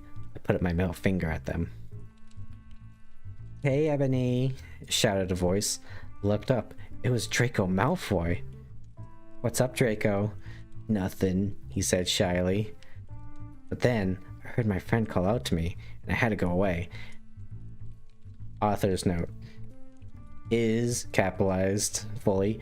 It good? Please tell me fangs. You know, we never found out exactly who the author is. There's been speculation. It's like Ricardo Milos. They just never came up when they reached peak popularity. I'll only read a few chapters of this one, because I think it gets kind of boring after a while. Chapter 2. Author's note. Thanks to Bloody Tears 666 for helping me with the chapter. BTW preps, stop flaming my story, okay? The next day, I woke up in my bedroom. It was snowing and raining again. I opened the door to my coffin and drank some blood from the bottle I had. Right on. The coffin was black ebony, and inside was a hot pink velvet with black lace on the ends. I got out of my coffin and took my giant My Chemical Romance t-shirt, which I used for pajamas. I took off my giant My Chemical Romance shirt I used for pajamas. Instead, I put on the black leather dress, pentagram necklace, combat boots, black fishnets on. Put on 4 pairs of earrings and my pierced ears, and put my hair in a kind of messy bun. My friend Willow, author's note, Raven, this is you, woke up and then grinned at me. She flipped her long, waist-length raven black hair with pink streaks and opened her forced green eyes. She put on her Marilyn Manson t-shirt with a black mini, fishnets. This is mostly just describing the fashion. And pointy, high-heeled boots. Put on her makeup, black lipstick, white foundation, and black eyeliner. MFG, I saw you talking to Draco Malfoy yesterday, she said excitedly. Yeah, so, I said blushing. Do you like Malfoy? She asked as we went out the Slytherin common room and into the Great Hall. No, I so fucking don't, I shouted. Yeah, right, she exclaimed. Just then, Malfoy walked up to me. Hi, he said. Hi, I replied flirtingly. Guess what? He said. What? I asked. Well, Good Charlotte having a concert in Hogsmeade, he told me. Oh my fucking god, I screamed. I love GC. They're my favorite band besides My Chemical Romance. Well, do you want to go with me? He asked. Gasped.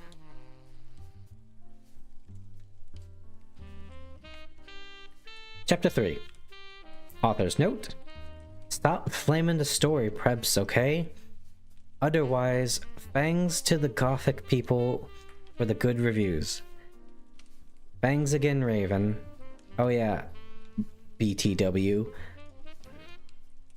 I don't own this or the lyrics for Good Charlotte.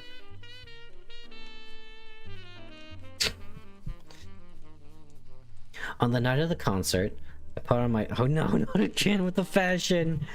On the night of the concert, I put on my black lace-up boots with high heels. Underneath them were ripped red fishnets, a lot of fishnets. I then put on black leather mini dress with all the corset stuff on the back and front. I put on matching fishnets on my arms. I straightened my hair and made it look all spiky. I felt a little depressed then, so I slammed over my wrists. I read a depressing book while I waited for it to stop bleeding, and then listened to some Good Charlotte. I painted my nails black and put on tons of black eyeliner. Then I put on some black lipstick. I didn't put on foundation because I was pale already. Drank some human blood, so I was ready to go to the concert. I went outside. Draco was waiting there in front of his flying car. He's wearing a simple plain t-shirt. They would play it at the show too. Baggy black skater pants, black nail polish, and a little eyeliner. Author's note. A lot of cool boys wear it, okay? It's supposed to be a lot of cool boys wear it. Hi, Draco. Hi, Draco, I said in a depressed voice. Hi, Ebony, he said back. He walked into his flying black Mercedes-Benz, the license plate said 666, and flew to the place with the concert. On the way, we listened excitedly to Good Charlotte and Marilyn Manson. We both smoked cigarettes and drugs. And when we got there, we both hopped out of the car. He went to the mosh pit at the front of the stage and jumped up and down as we listened to Good Charlotte. I want to know what like a Good Charlotte mosh pit looks like.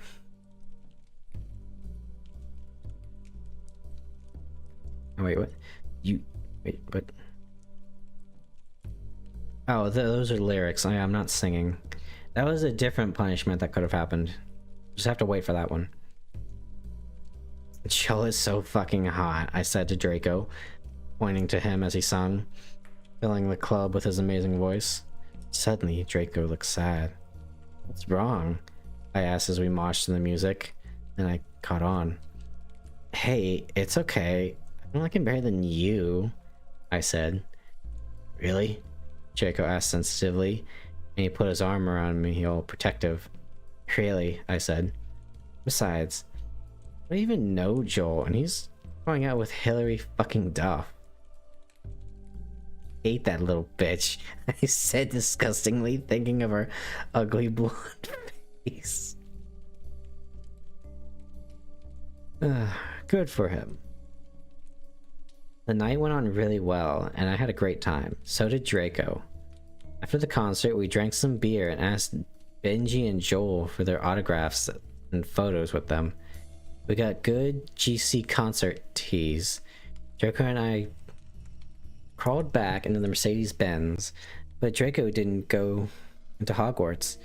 Instead, he drove the car into the Forbidden Forest.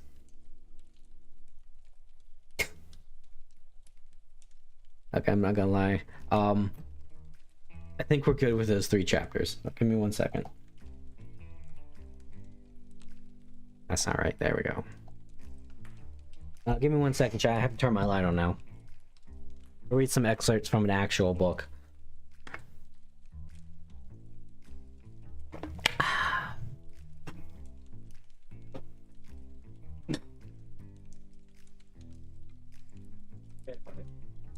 On my bed, I mean.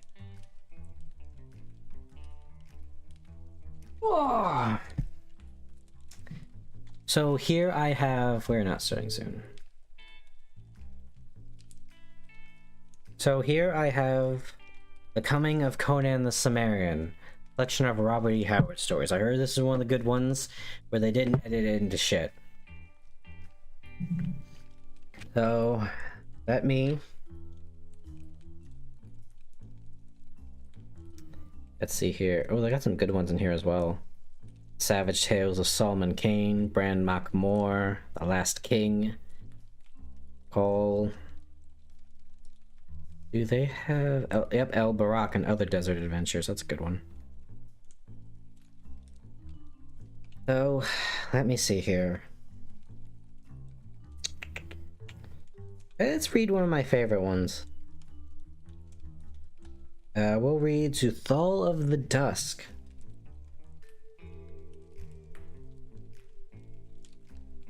Get ready for the Walmart audiobook, guys.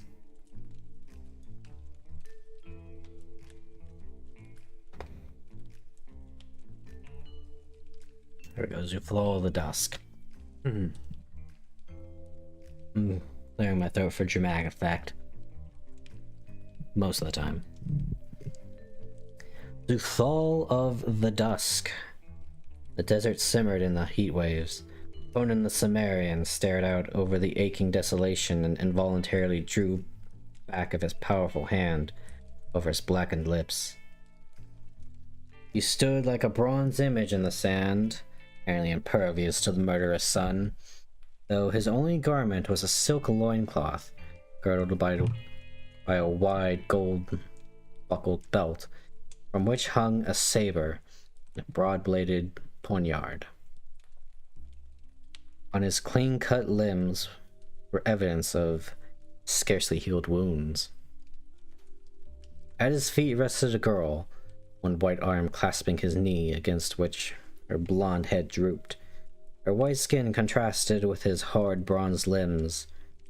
Her short silken tunic, low-necked and sleeveless, girdled at the waist, emphasized rather than concealed her lithe figure.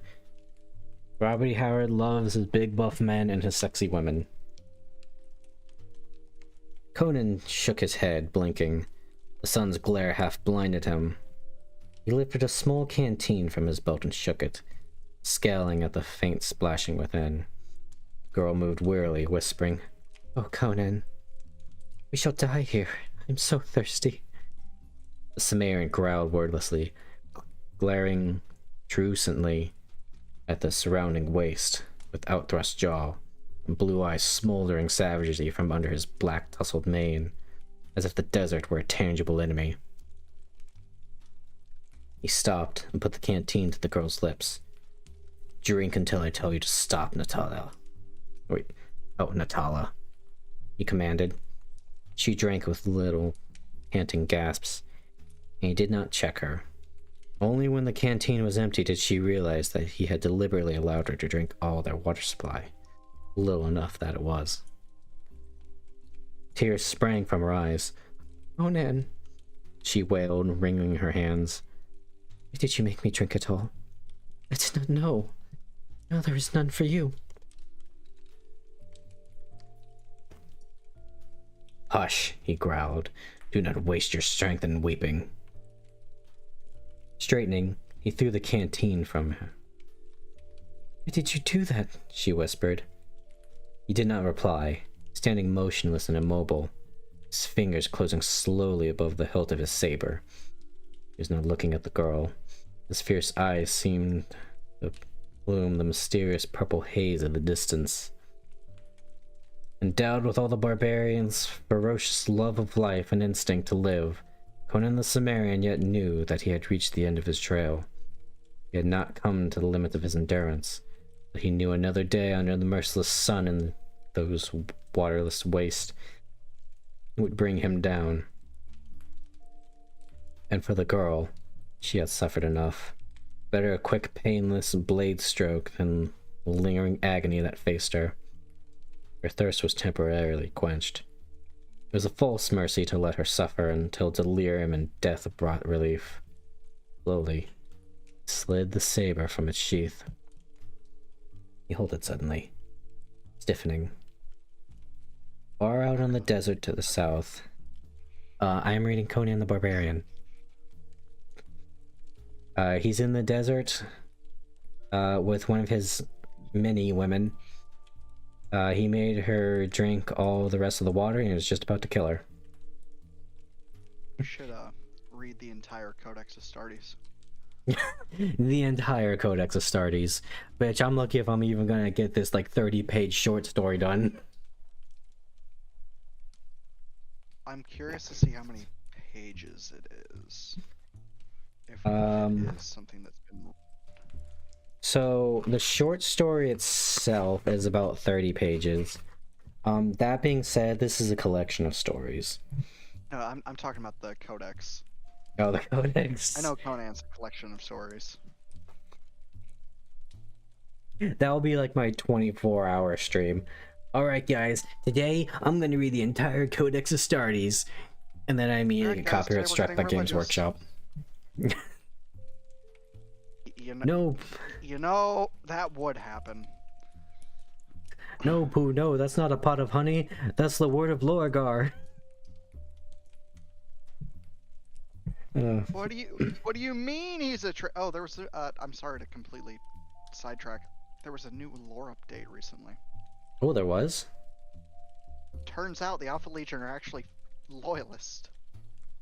What? I feel like it kind of gets rid of the mystique when they answer. You know? Everything they did in the Horus Heresy, to some extent, actively hindered the heresy. Huh. I mean, that was always kind of like the angle that people speculated upon if they were actually good. That or they were just playing the long game. Column A, column B, evidently. Yeah. You always keep them guessing. Next, sideways. Anyways.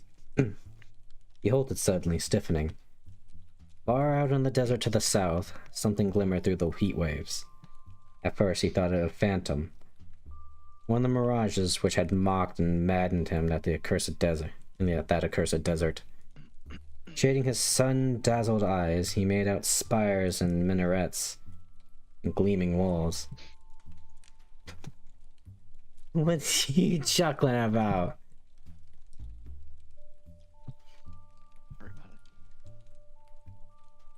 Like, I'm trying to be somewhat professional. I know I got marble mouth all the time. Buddy, that's the nice way of putting that. Yeah, I can't. Fuck, you can't speak English whatsoever. Like, straight up, dude. I think tonight's the most eloquent I've been with my words in a very long time. Especially during all the Moloch crap. Yeah, Nelius really brought the MVP of tonight. Which I don't want to sidetrack like the reading any further, but like, Oh I no, really this do this love fine, those dude. deep This is conversations. this is casual reading right now. You're good. Like, I love. I don't like the whole idea of Moloch. I just that's too doomer and religious for me. But I do like the idea of everything's kind of a game in a way. A game, how so? Well, I mean, it's how do I put it? I mean, you mean like the topic you brought up of like you just say things people like to hear and that's how you get in power? Not even just getting power, but like get anything you want, really. Like, it's Yeah. a very rude way to view people, but objectively that is the best way to go about getting to a place of power. Oh yeah, dude. Like, why do you Kindness in think? one hand, blackmail in another. Why do you think like people in marketing and psychology want to kill themselves all the time? Because that's just what's drilled in their brain. Like occasionally you get the funny one of like, I was watching Scarlett. She's a VTuber, and she actually works in marketing, and she brought some inside baseball. Like, so our company looked at the statistics. Boomers love their Asian girls, so we just keep bringing in young Asian models for all of our like products.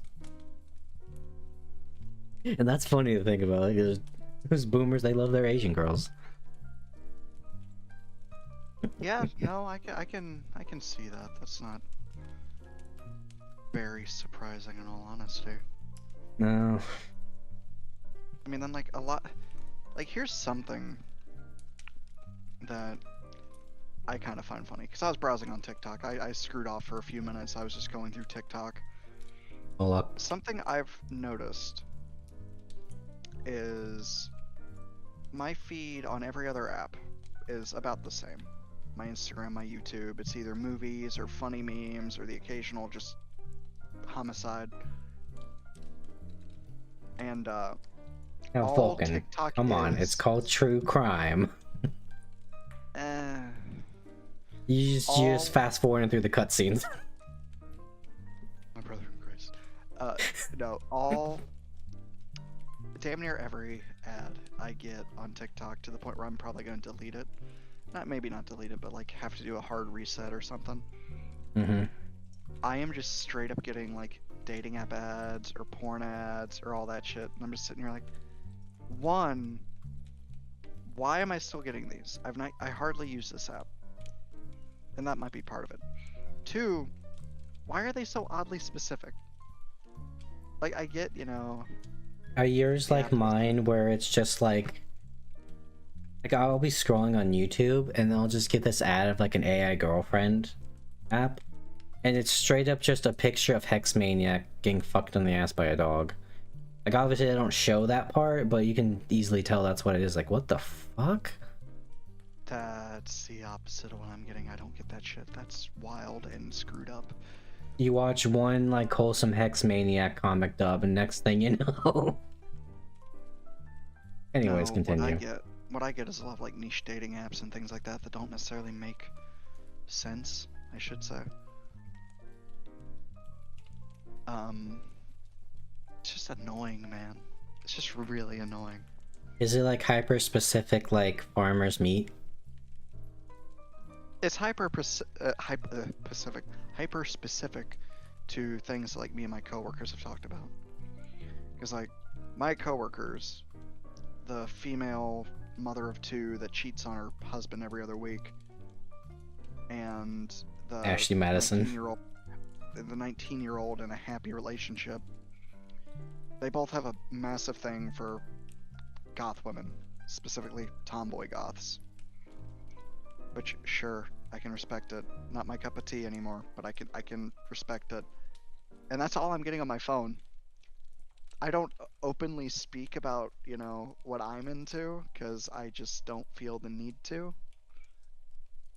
At least with my phone around or like when I'm talking to my coworkers. But like it's all their hyper specific stuff and I don't get anything for me. Like not even memes on TikTok for me. It's like memes for other people that I know. You know what I would love? A woman that can make a good ass grilled cheese sandwich. Now watch, I'm gonna get videos of a woman making grilled cheese sandwiches. Brother in Christ, Listening. it takes 5 minutes to make a grilled cheese. No, that's what I'm saying. Is like now that I've said it, I'm gonna get videos of it, and you're probably gonna get videos of it because it's listening. Well, and I said grilled cheese. Yeah. So I am optimistic that I will get a grilled cheese video by the end of the night. Yeah. And I'm kind of curious to go on Instagram now and hit reels. Yeah, I'll do it on my computer because I think my computer listens to me more than anything else. Go into my reels. Do we have a grilled cheese sandwich? Do we? No.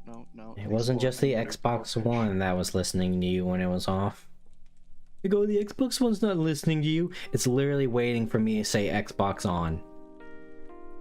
It's listening.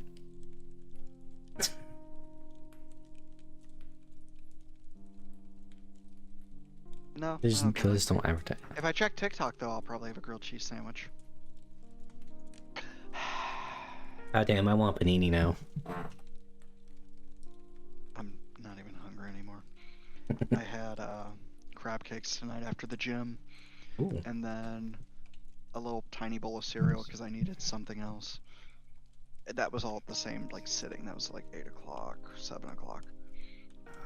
And then I had a little glass of wine right after dinner. So I don't need any food this evening. Then again, I'm also violently dehydrated if you can't hear it. Yeah. You ever stop and think about how much you're advertised? Like, you just stop to think and look how many ads are around you. It's kind of insulting. I do all the time because it's a downside of being hyper aware sometimes. And it's, dude, I see so many ads just on my, at work even. I just sit there looking around the store. I'm like, Jesus Christ, you all really want to sell this place to everybody. Or I go to the store, nothing but ads. The only place I don't see ads for shit is when I go to the army. That's it. And even then there's some, but it's not excessive, right? You're we're so used to it because that's just what we grew up with, but you gotta remember, somebody paid to have that advertisement there. Yeah. And one thing I do like is that Steam doesn't really push out ads. Yeah, you'll get the occasional little recommendation. Yeah, you get deals hey, and cool recommendeds. And then yeah, just what's popular. I really really wish it wasn't ones. Really wish it wasn't furry food is 6 sometimes. That is a you problem. That is not a me problem. I think what happens there is... Oh yeah, I keep them on because there's a lot of things labeled as that. But it's like the Asian Bunny X situation I had about a year ago. She was the one that started the topless streams. And because so many people watched her, I could not get her out of my recommendeds. It was like me trying to punch a fucking tsunami. I couldn't get her off. I could get rid of other people, but for some reason every time I did, the option wouldn't come up. I mean, that's fair. That's fairly... that's a common marketing ploy. I mean, they want to shove it down your throat. I mean, dating Your apps are an exposure example effect. of that. Or porn. Porn's a great example of that. Just half my ads now anywhere are titties. It's oh, cool, titties. I'm not going to buy what you're selling, but cool. Stimulates the brain. It reminds me of Torchwood, the Doctor Who spin-off, where there was one episode where it was the more adult Doctor Who stuff, and there was an entity that would when it went in someone's body, it made them really horny, and so when they had sex and they orgasmed, it vaporized like the old host and What? moved on to the new one. And so this woman had sex in this bathroom, and so she had the entity in her. She was freaking out because as she was just running through the streets, all she saw was like super sexy ads, like everywhere she looked, and it just made the problem so much worse for her. Huh. As you can tell, it was a commentary on That's sex marketing, weird. which is apparently is way worse in the UK. It's worse most places, I feel. America is surprisingly prudish until you get on any social media platform. Our sin's more gluttony. That is true. American food is obscenely high in calories. Like, a good example, a great example, is like a Blizzard from Dairy Queen, right? Mm-hmm. What would you think the calorie count is? Just a small Blizzard, or not even small, a medium. See, You know, I know, because thick it scares ice cream, me. You know, it's got some candies. You know, how many calories do you think that could be? I can't put a number on it, but I imagine a lot, considering how you can just turn it upside down and it doesn't fall out. That's a little concerning. No, throw a guess out there. I'll tell you if you're close. I honestly, not gonna lie to you, I don't know how to tell calories. Well, it's about 1,000. It's on average 800 to 1,000 for a medium. And like your daily is supposed to be like 2,000 or something, right? Give or take, most people, like, it varies person to person depending on your metabolism, your daily intake, your other diet, like other things like that. Like my maintenance calories are, I actually don't know what mine are because I do a crash diet all the time. And I'm See, this is why I don't do starving. calories, because I literally asked, what's the typical average? And you said it depends, and then you gave me a list of like 7 factors. Well, no, so it depends on metabolism and like the person themselves, their genetics, like activity level. It's a whole host of things. But like most people's maintenance calories are about 2,400 for an adult male. Females might be a little higher, a little lower, depending on their build. Or ironically, if they're pregnant or in their menstrual cycle or not. But with me, I always do a crash diet because I just work out a lot, and I need to outwork out my drinking. So I don't eat a lot, and I work out a lot. And You can't outwork out a bad diet. Hello, I'm the U.S. military. Observe. Hold my beer. Hold my goddamn beer. Read 'em and weep, bitch. Goddamn. But like, American food is so unhealthy. Like, the crab cakes I get from the store, low in protein, high in carbs, high in fats, about 250 calories for per cake in a box of 2, so about 500 calories, 480 calories for my little 2-pack of crab cakes from Kroger, and I get at most like 20 grams of protein out of it. It's abysmal, because protein, you generally want about your body weight in protein a day, give or take. You want at least 100 grams of protein a day to be healthy if you're trying to put on muscle at all. But the ones that my father bought me the other day, I picked those up from the house today.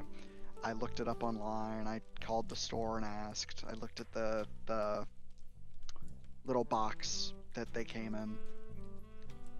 I got like 60, 70 grams of protein off that little 4-pack, all for 800 calories, which is about half of what I have in a day. Because like this morning I had a sandwich and a coffee from Starbucks. That totaled out to 600 calories. Because my order is very specific. I have them not put in a lot of the sugars, just do like some of the generic flavorings, like the peppermint flavor, and then a lot of extra espresso, because that's just black coffee. Here's one for you. Yeah. I'll go ahead. No, go on. I was done. Oh, because this is like a okay. I actually watched this funny video. It's funny, and then I thought about it, and then I got real sad. Of there's this guy. He's talking like, yeah, you know, I went to Wendy's today. You know, I got my burger and stuff.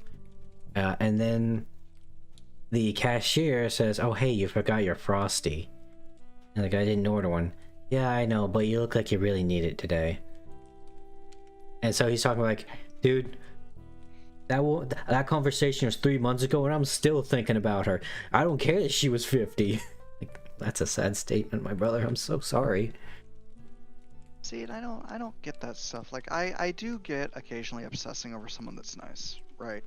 Because like it's a rarity these days, and you know, if you're lonely and you don't talk to anyone, yeah, it's gonna, you know, strike a chord, so to speak. It's like, okay, makes sense.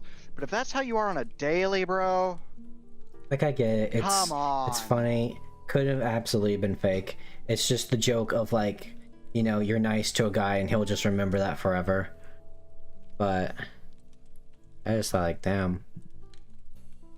That's sad. I mean, I get it. I work in retail basically with extra steps.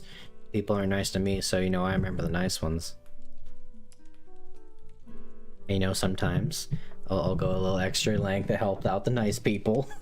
And sometimes just say, I'm not fucking doing this. Until the mean ones, but... I mean, hell, that's fair. Fuck them. I told you about the woman I met in middle school that pulled up my drive-thru, right?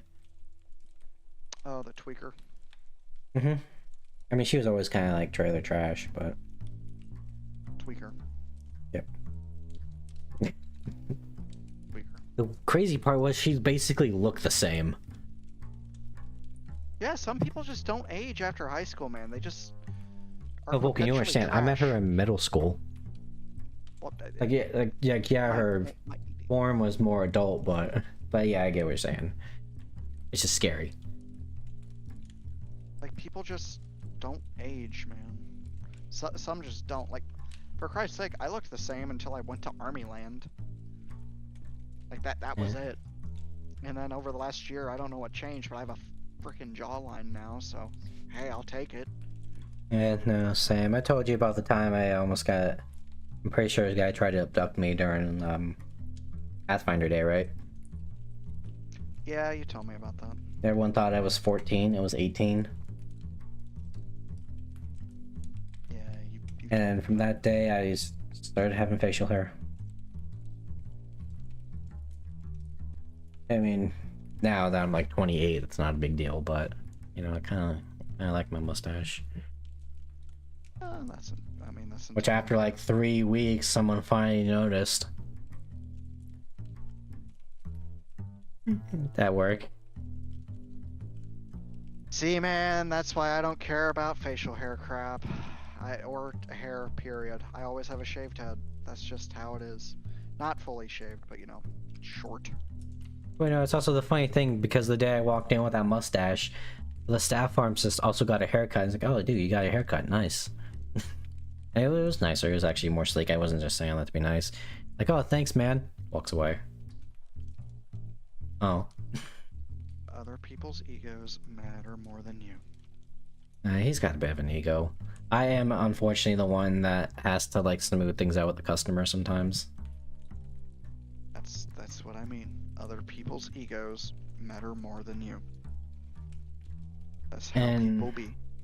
Here's one. I was talking to Jackie about this. We have another very tall goth woman that works there. I think she's honestly kind of trashy. I'll tell you why after this bit. And so, it annoys the fuck out of all of us when she uses the bathroom, because she goes to the bathroom for 30 minutes. We know she's just sitting there on her phone, and she absolutely destroys the fucking bathroom. Like, you know, the very, like, front of the rim of the toilet, you know, the thing that shit should never be, like, Yeah. like, just, like, mathematically, she gets it there.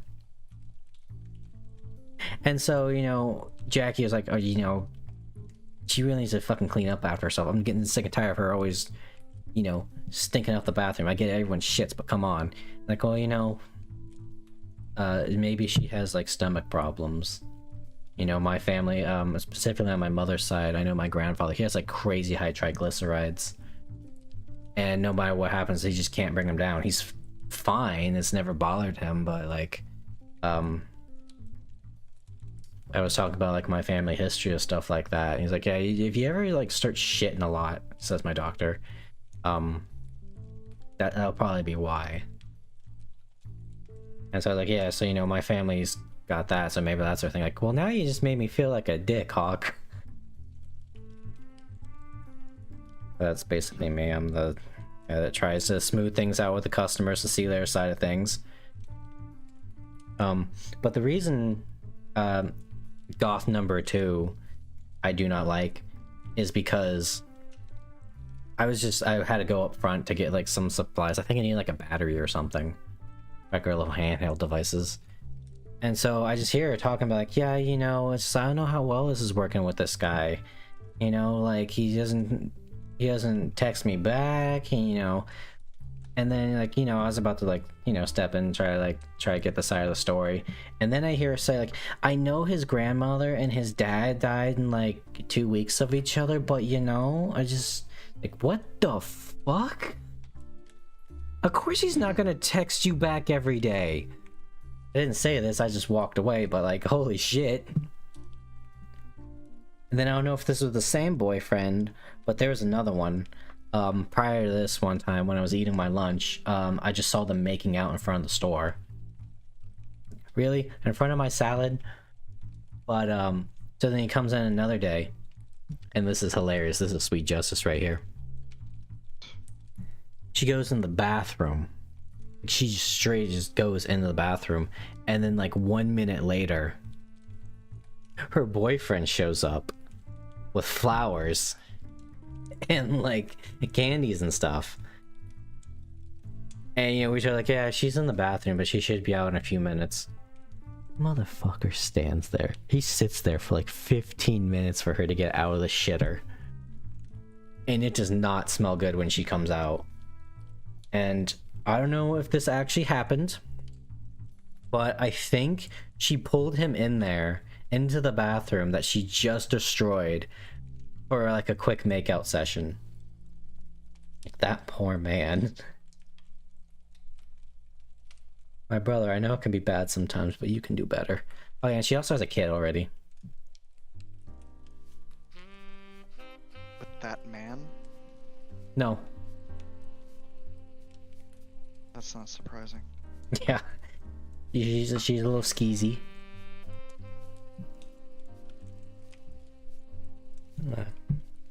See, this is why I'm very picky with the women I speak with romantically. Yeah. At least these days. You know, maybe us men, you know, we see how women act, like we want some of that shit. Maybe we want to be picky and have like the sugar mamas. Which, it's a joke in my pharmacy. Sugar mama, I want like a nice person. I was, so there's this one person I watch called Chelsea the Destroyer. She's super cool. A VTuber. And I think she gave the best advice, like, you don't want a sugar mama or like a sugar daddy. That's too much work. You just want to be treated like a cat. Like, damn, you're right. Now I think about it, you're right. The fantasy has been shattered. The illusion is broken. I tell that to people at work, because apparently it's just a joke. Everyone just wants a sugar mama or a sugar daddy. Huh. Especially Jackie. Funniest day on the job was when she was talking about how, like, please don't think I'm weird, but I like older men. Like, don't worry, I wholly understand. I understand, I like older women too. And then we just like predator flexed. Like, handshake. No.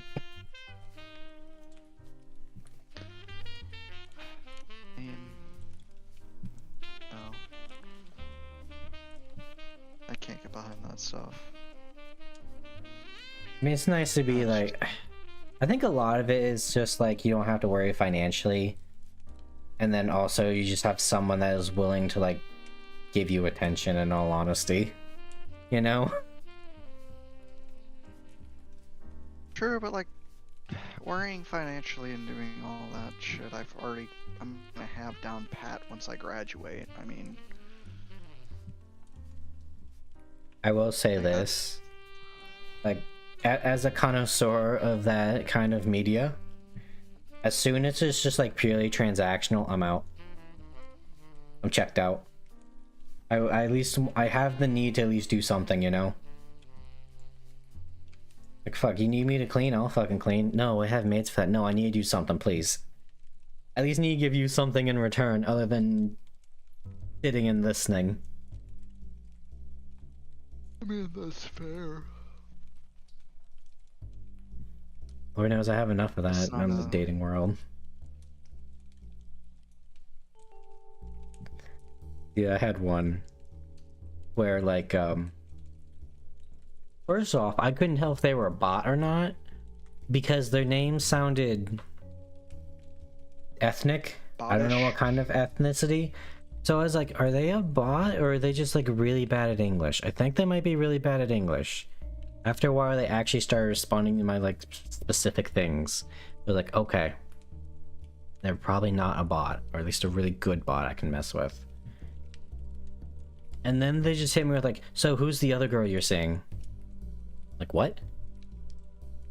Like, basically what she, yeah, because I don't think English was her first language, was, 'cause I think they're from, like, Spain or something, I don't know. I don't know why they paired me with someone from fucking Spain, but... A lot of people in the US don't speak English, keep that in mind. That's true. They just need a green card. Well, I was like, well, I mean, I'm technically on a dating app. I mean, I think it's weird that I have to talk to multiple people before, you know, like...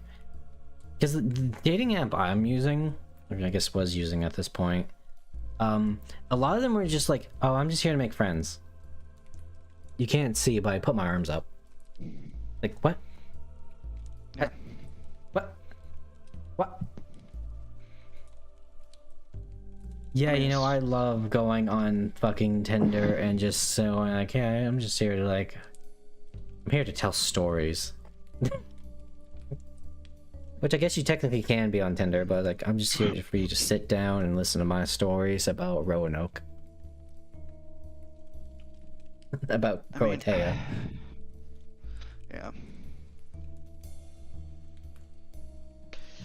No, dude, the dating app world is abysmal in every way. Honestly, it's hard sometimes to find like someone worthy of talking to. Especially in my career field, Jesus Christ.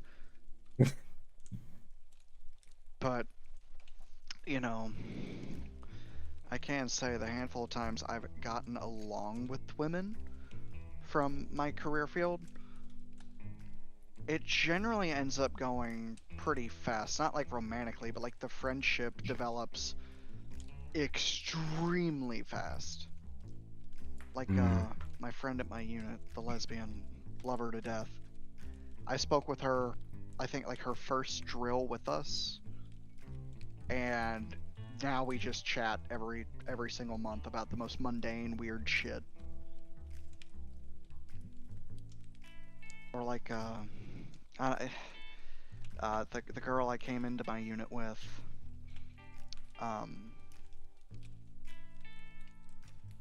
we got to know each other almost immediately because we both came in at the same time, right? Like we were both the new victims. So you kind of, you know, stick to your little groove with that. Freshman. Exactly.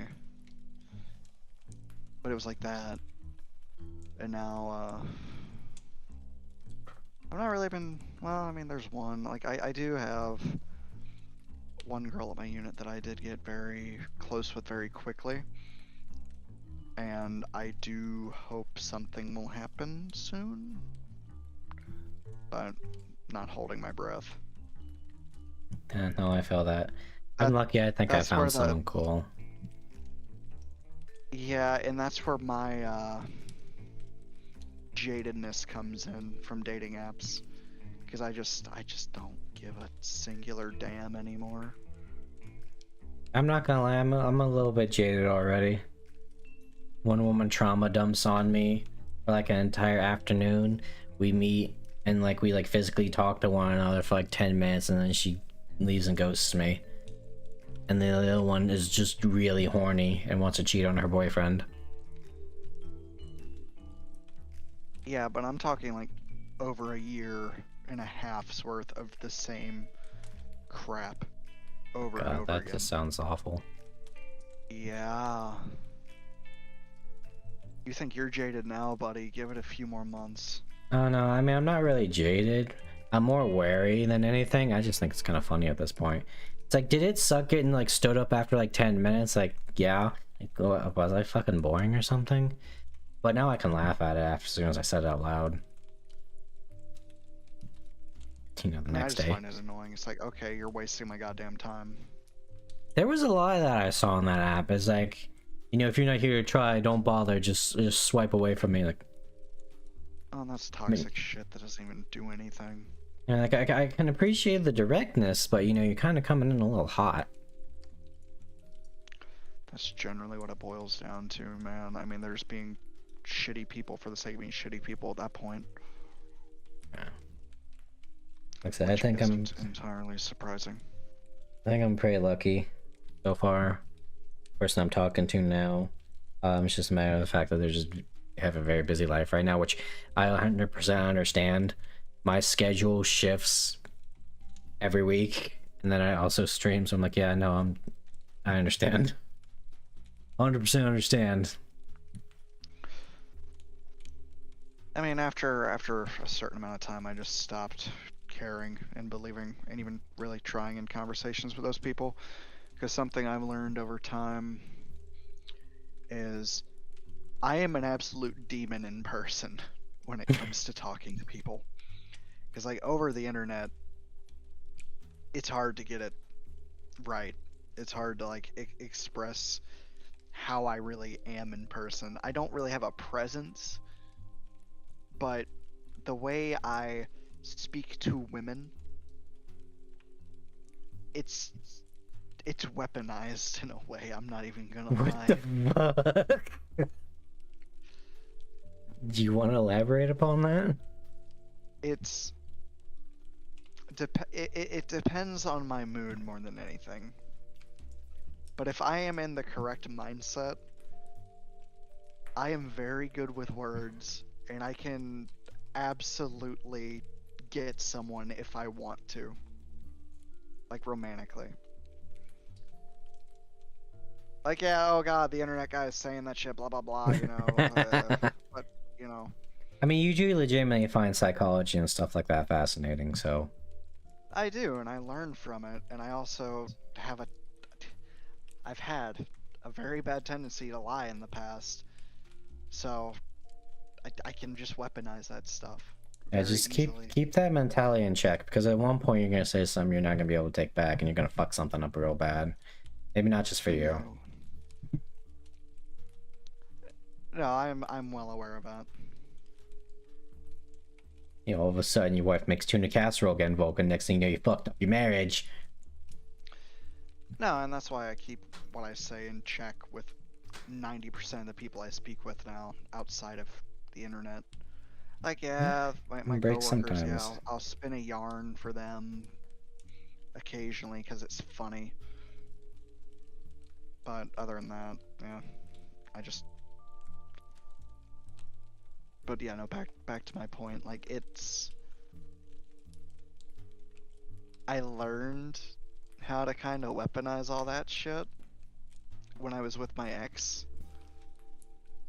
Cause no, like towards the end of the relationship, you know, nothing could be said or done. Like, yeah, that was it. It was over and done with. Cause I was a liar and I was a loser during that time span. I just gave up on everything. But whenever we first got together, I was such a smooth talker, man. It was unreal. And by Then God, you got did it complacent. work. I did get complacent. That's where the issue came in. I also hate you for using that term. That term gives me flashbacks. But, no. It's definitely, like, people skills are something great to build on. Not even just like for the sake of getting into someone's pants or like being a smooth talker, but it's like it's very useful. It is so goddamn useful. So what you're saying is they weren't lying about the networking thing. Oh yeah, no, dude, networking is great to get literally anything. Like a job or like just literally you name it, networking can probably get you it. Collabs, I don't know if I want collabs after seeing all the VTuber shit that's happened recently in the last few months.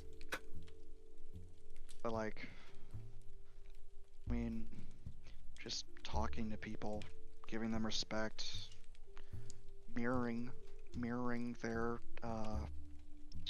posture. If they're open to conversation, mirror it, be more open.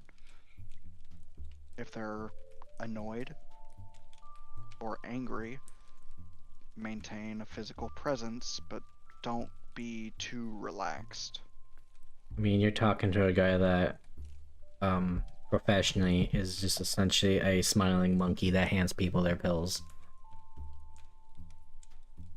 Oh yeah, no, I get that.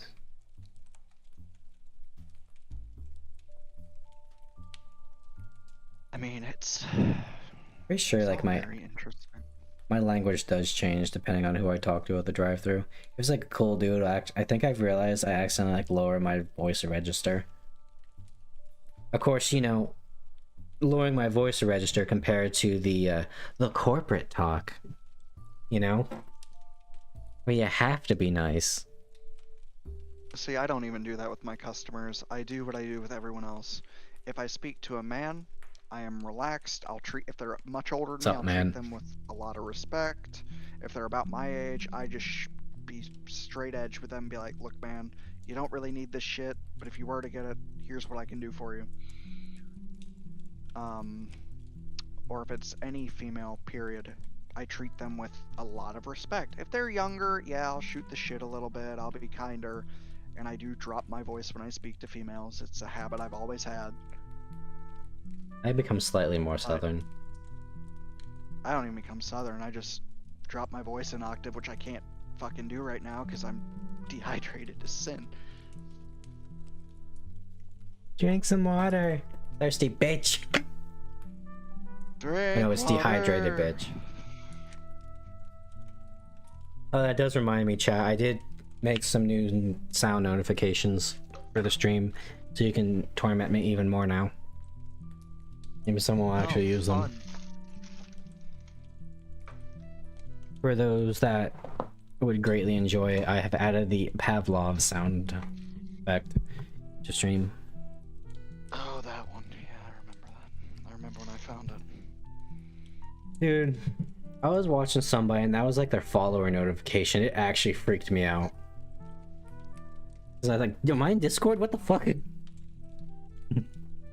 Huh. Actually conditioned me. It's not a joke anymore, guys. Please help.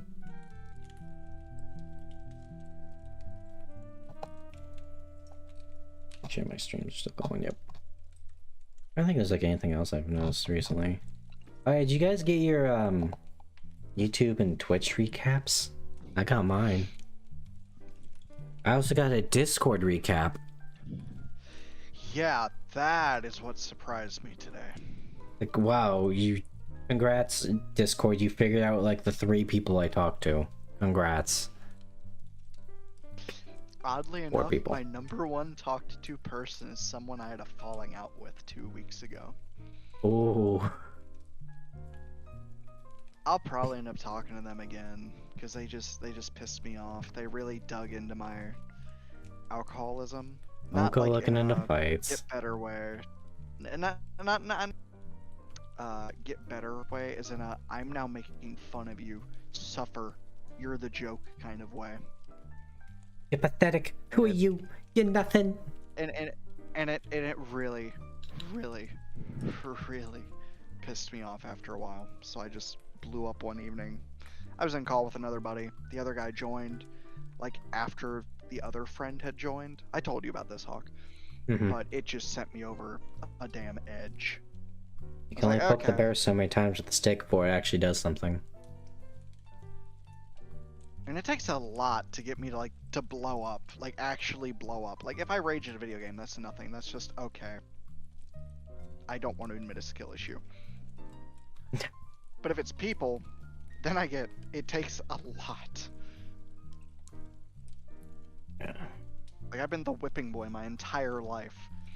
I can take it, and I am fine. And if you get me to be a little angry, and you get me to blow up, it's not like a big explosion. It's not like I start screaming and throwing fists and all that. It's just I just say, okay, I'm done. I am just done here. I mean, look who you're talking to. You went for like training for like 2 weeks, and then I just made a mass exodus in our original server. I just got tired of it. And they started painting me like I was the fucking bad guy. I was out. I really was the glue holding all of that together. No, we were fine. It's just as soon as, like, what happened was as soon as the second group started assimilating in, they just kind of took over. Well, I mean, that's And what I'm I think saying. it brought like, some when of they the were other people doing- down. Well, that's what I'm saying. Is like once I left, there was nothing holding that back because I would regularly tell those people off or try to keep the peace. They didn't listen. No, and they hardly listened when I was doing it, but I slowed it down. And then Like, whenever I tried just this, left, like- it just got so bad. Perfect example of how I got treated was like somebody like sent an actual gif of like someone like launching a fucking dildo through their hoo-ha in general chat. We had minors in there because we didn't know they were like minors when we first met them, so I had to delete it, and I told them you can't do that, and they act like, oh, Hawke's being the Discord mod. Like, fuck off. And then I just realized I kept getting outvoted all the time. Instead of being the guy that just sits there being bitter about it and just constantly sabotages everybody. Because that can always happen in democracy when one guy constantly gets outvoted. I just left. No, which was arguably the right thing to do. It still sucked because, you know, those guys were my Within reason, of course. friends. It was something I helped build for once in my life. And then it just got taken over. Yeah, I mean that's life though. Yeah, you can do an extra college paper on that. This day I still hate Ram Ranch. I can't imagine the amount of legal shit that actually went down on that server before I got booted. Good lord, man. I mean, at the end of the day, it really is just life. Things Yeah. happen. No rhyme or reason. I mean, it's the old. Oh, what's the quote? What's the quote? What's the quote? If I can remember, please God, please God. Ah, brain. It's if you look for the light, you will find it. But if you look for the dark, it's all you'll see. Oh yeah, that was the Like, topic from earlier. Also, just like, if you go looking for something, you will find it. Yeah, like, bro, like I'm bipolar as hell, I'll admit it. Like my mood switches on a dime. Mostly due to my substance uses, I will acknowledge. But like, you know, like nicotine will bring me down. I'll feel euphoric for a little bit, and then it'll just tank, because I burned my damn dopamine receptors. But, you know, days where I don't, days where I go to the gym, like today, I'm in a good mood, somewhat happy, within reason. It's like, okay, so I'm not listening to my sad music tonight, I'm not, you know, actively trying to be depressed and upset about the world. Like, it really is perspective. Like, are things really that bad? Not really. I'm just tired all the time. Well, too bad. You're always gonna be tired. That does kind of remind me. When you talk about like sad music, I like to listen to Henry Rollins when I'm in the mood for it. If you guys like that Moloch poem, if you kind of like that like crude, crazy art style, like style. Henry Rollins actually does a bunch of fucked up poetry as well. Anyways, continue. Well, I mean, I was just saying, it's I mean, it's just life, man. Like if you look for all the bad things, then you're only gonna see it that way. Like my life is a pretty good example of what do I have to be positive about. Like my home story. Mm-hmm. Like rough. But got friends. I finally got a job after a year of bitching and moaning. There you go. I'm back in school. I'm passing my classes thanks to AI and a few other things, but hey, I'm passing. Fucking hate ChatGPT so much, dude. Why did it have to come out after I graduated? It's not fair. That's where I'm at. I'm like, oh man, I needed this my freshman year. But Sorry, dude. But it's like, I got all these things going now. Things are all falling into place. Like I don't need to, get shit-faced every night. There's no point for it. My health is mostly okay. I'm in the top like Mostly 10% okay. of fit people in the US. Actually, no, that's probably 5% honestly, because I can actually run a mile. But I mean, that's just because like who needs to run a mile nowadays? Like the average person. today, what I did at the gym after a bender, not a bad bender, like it wasn't like I was drinking like 5 whiskeys in an evening. It was like, okay, I'd have like 1 or 2 drinks a night, and that was about it for the last like 4 days. And I mean, like days. just like the average guy that like has a desk job or something. Why would he need to run a mile?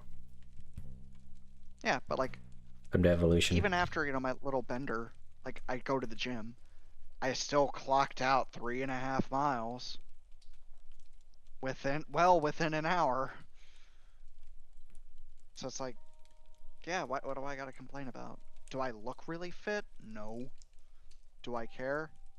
Yeah, but not for women, for me. Like, it all comes back to perspective. Like, why do we do what we do even? Do we do it for ourselves? Do we do it for self-image? Ego? To look more impressive for other people? To attract other people? Well, if the theory Lex showed me the other night is anything to go by, it's because your consciousness is a maladaptation. How so? Elkhorn theory. Basically, it's just that, like... I don't know how to describe it. It's just like... What they call Elkhorn theory is because, like... The elk grew horns because, it was like a natural defense. But nowadays, in the modern world, all the horns really do is just kind of get in the way and be a hindrance. Basically, human consciousness is the same thing. This is what they're attributing it to. It's like, it was useful back in the day because, you needed the group, but now all it does is make you depressed as shit. Which, I'd rather take that than the alternative of not having a sense of individuality and consciousness. It was one of them. It seemed like one of the more doomer theories out there, Right up there with altruism doesn't exist. You only ever do anything nice for somebody without gratification because it, at the bottom line, at least makes you feel good. Which... altruism does exist. Whoever believes that is like... You're not a fun person. The amount of times I've done something for someone that I genuinely hated doing. Altruism does exist. Well, their thing is like... There's always some reason you do it, and I can see that from the psychological perspective. Like, why do you act this way? There's always a reason. And at the bottom line, it's always it makes you feel good. You don't like the guilt you have, and things like that. Which... really does take away the human individuality of it. Like, maybe you just want to do good. I can't agree with that, because, like, the way it's very depressing. The way I've been raised, and my parents have done an okay... Actually, they did a damn good job at this, as terrible as they have both been. But I will help people because it is the right thing to do. Not because I get any gratification from it. I might even fucking despise it. And I feel no guilt for it either. It's the right thing to do. See, and this is also the thing about that theory of like altruism and why it's fucking obnoxious, is because then they'll just say, well, that's because that's the way you're raised to act.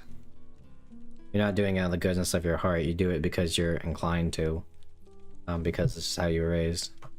See how annoying that is? It doesn't even have to be out of the goodness of your heart. It's literally just, it's the right thing to do, objectively. And then they'll probably just go into like, well, then why is it the right thing to do? See how fucking obnoxious it is? See, and then I'll do the right thing to do and take them out of this world with a bullet to the head. Like, now I'm being altruistic for the rest of humanity, because the Doomer's gone. And I'll just say, like, you're no fun. And then I just walk away.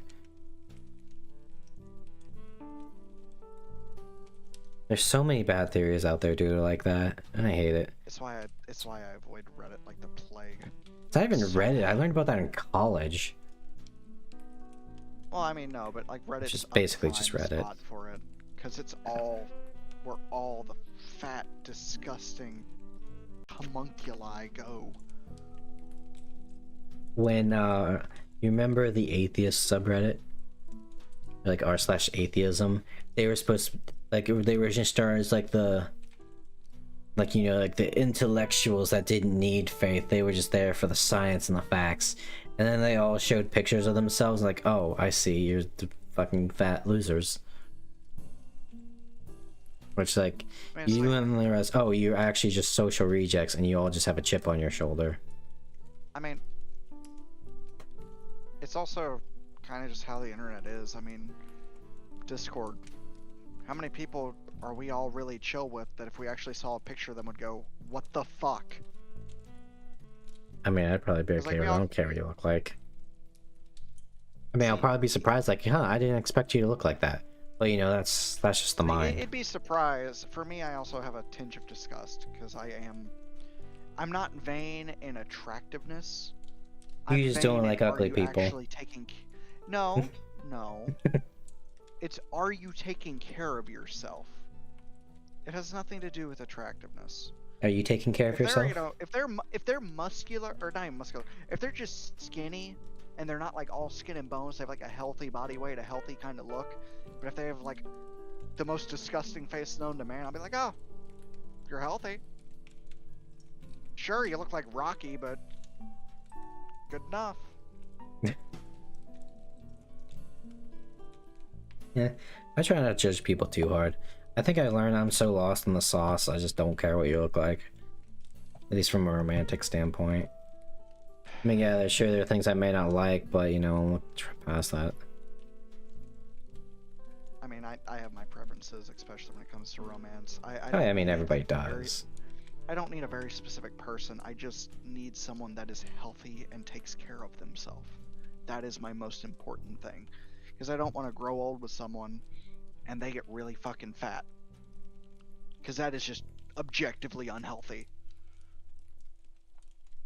I mean, People it's who just get like, fat have something wrong with their self-image and desires in the world. And some can be very happy. I will admit, I know some very happy fat people. They're great people. But the majority I've met are vain assholes with nothing to live for. I mean, that's just like personal experiences. I mean, like, there's been like tons of arguments, right, of like the ease of access of food. A lot of people just kind of eat when they're like at their desk and bored. One I've heard of that is just like get weights whenever you get the urge, and then it just kind of replaces it. But yeah, when I was on those dating apps, you'd be surprised how many I saw of like, you know, I'm on the chubby side, so I understand if you don't like that, just move on then. Like, I do not care. I am not one to talk. I'm a fucking gremlin of a man. I mean, also take into account with me, I am a not professional athlete, but my career is being extremely fit. So that is something I do have to take into account. Be it subconsciously or consciously. Because I can't live a sedentary lifestyle, dude. I did it for too long. I can't. I need someone that'll at least tag along. A man alone with his thoughts is a dangerous thing. Not even that. I just hate being cooped up inside. I like going outside and doing things and having fun and doing crazy shit. And if I Dude, can't come have to someone my that's area able to keep then. up- I swear to God, every woman I met on a dating app was blonde, agnostic, college-educated woman that loves football and hiking. And traveling. Cannot do agnostics or atheists. I've learned that. Because there's been a moral disagreement with people on multiple occasions that I've talked to them. I'm not even extreme Christian. Like, I'm not either. There's such a fundamental disagreement every time. I just went, I don't think I can deal with this. Yeah, I mean, like, I get you. Like, the only time I've ever been in church is when, like, my uncle got married. I believe there's something out there. I'll mix in some evolution theory. I kind of got in there with my staff pharmacist. He thinks, which is weird because he's from Nigeria. But, long story short, like, so I'm not particularly religious, but I would like to believe in something. Because if you're like an atheist, like, okay, yeah, you believe in the science and stuff. A, you have no wonder in your life, and B, you're probably going to change your mind as soon as you actually start dying. Because the cold void and just turning off is horrifying. So it's nice to at least believe you're going somewhere. I will say, I don't practice often, but I am extremely religious. Like, in my moral compass and how I view the world. I do believe in evolution, and I do mix that in with my religion, and it's a very solid mixture. But it's I mean, it's like what I've always most been Christians, like, evolution actually came by. It's like, okay, yeah, I mean, God still created the world. He just made the lobsters, and then the lobsters became the monkeys, and the monkeys became us. Which is pretty intricate. It would make sense for a higher power being. Most would chill with it. I mean, but I find a lot of comfort, and I do see a lot of beauty in the world that doesn't necessarily make sense all the time. Yeah. So it does reinforce my beliefs, or sometimes the occasional prayer will get answered, and then I'm just like, well, cool, I guess. I'll take it. I wonder if my beliefs is why I find Four Mother Matron so terrifying. Because the god literally tells you, like, your suffering tastes so good. That's why I make you live a shit fucking life and I kidnapped you and shit. And it's like, okay, you got a choice. You can either get reincarnated and have some vain hope that you'll one day actually not live a shit life. Or I can just cut you out of the cycle right now. And no matter what you choose, you reincarnate anyways because God fucking hates you. See, I kind of believe that there's a method to the madness with the suffering. It's a story. It's a test, even. Because some people, they go through a shit life, you know, and there's always the two options. Do they rise above and become a better person, stronger, more capable, or do they succumb and stay there forever? Like, that's how I live. That's good how I old, live, like, because I atheist can't counterpoint of if God loves us, then why bad thing happen? Why are there children starving in Africa? Which I always kind of believe, like, well, I mean, we gotta figure out our own problems before God comes and talk to us. You know? Like, you go on... I mean, and even... Like, here's a good example. It's kind of topical for the VTuber community. Zentreya recently came out with a new model. It was basically like a live 2D version of her old model. So, Vulcan, since you don't know who that is, long red hair, black military outfit. Oh. It was a beautiful model. And what happens? Everyone immediately dogpile on her, calling her a Nazi. Like, this is why God doesn't talk to us. These people made a beautiful thing. They put blood, sweat, and tears into it. Made something great with their own efforts and their own hands. And working together. And you guys immediately fucking shit on it. And then she threw it away. that they're gonna make alterations or just throw it all out altogether. As the mob said so. I will say this to counterpoint the why bad thing happen kind of argument that people make. Is life really worth living if there's not anything bad that happens? We get Slanesh at that point. I wouldn't go We that still far. But like, Well, we still have our demons. Well, that's the thing, right? It's like, if everything's easy, then we just kind of fall into our own depravity. well, Or we make true, problems. but you're overthinking it. It's more of a baseline thing. If life has no sorrow, what is it? What makes it even remotely worth living? If everything's always a good time, you're gonna get numb to it. There's nothing of value there. It's like in But if Time something Machine. really shitty happens, and then something really good happens, and then later down the line another really shitty thing happens, you look back on the happy time and go, you know what? Someday. It's like in Time Machine when he goes like way far in the future. Everyone, you know, they're like living in their like togas and stuff. All they ever need comes from the trees. They have no war. They have no conflicts. You know, until the Morlocks come in. But they literally just like, because they're just so used to like no conflict. They literally see a woman drowning in the river, one of their own, and they just look at her like, huh. And of course, the existential dread of the last books of mankind just turn to dust as soon as like the main character pulls one out of the shelf.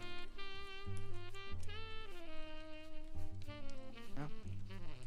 Time Machine's a funny book. I remember who wrote that one. I just remember there's like a string of movies like that where it's like Time Machine, a lot of like The Count of Monte Cristo, Three Musketeers, Man in the Iron Mask, all really good movies. It's just unfortunately they're based off old books, so you know they never actually get put in theaters. Which I don't know how you adapt Count of Monte Cristo in a book. That thing is a fucking disconnected successfully.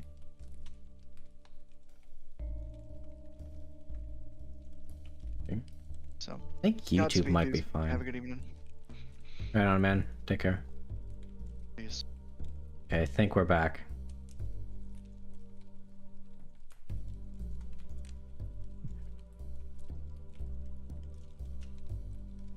Refresh.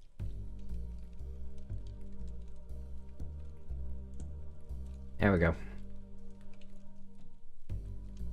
Yeah, so Vulcan pieced out for a little bit. That's fine. Hi.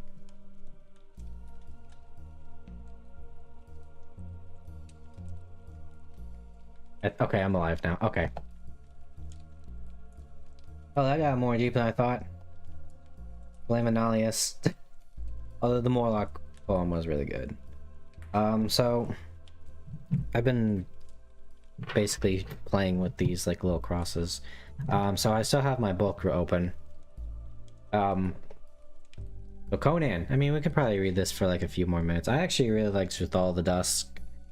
Kind of gets a little topical, going back to Time Machine, of these people became so advanced they didn't need to do anything, so they just like dream all day. Very good book in my opinion. Let's see here. At first he thought it a phantom. One of the mirages was that mock and madden him in the accursed desert. Shading his sun-dazzled eyes, he made out spires and minarets and gleaming walls. He watched it grimly, waiting for it to fade and vanish. Natala had ceased to sob. She struggled to her knees and followed his gaze. "Is it a city, Conan?" she whispered, too fearful to hope. "Is it but a shadow? The Sumerian did not reply for a space.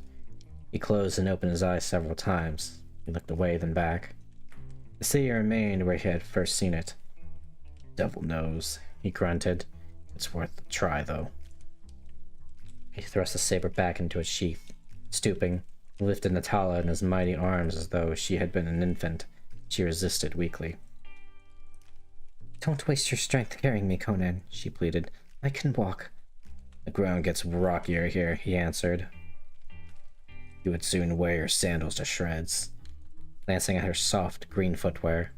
Besides, if we were to reach the city at all, we must do it quickly, and I can make it better this way.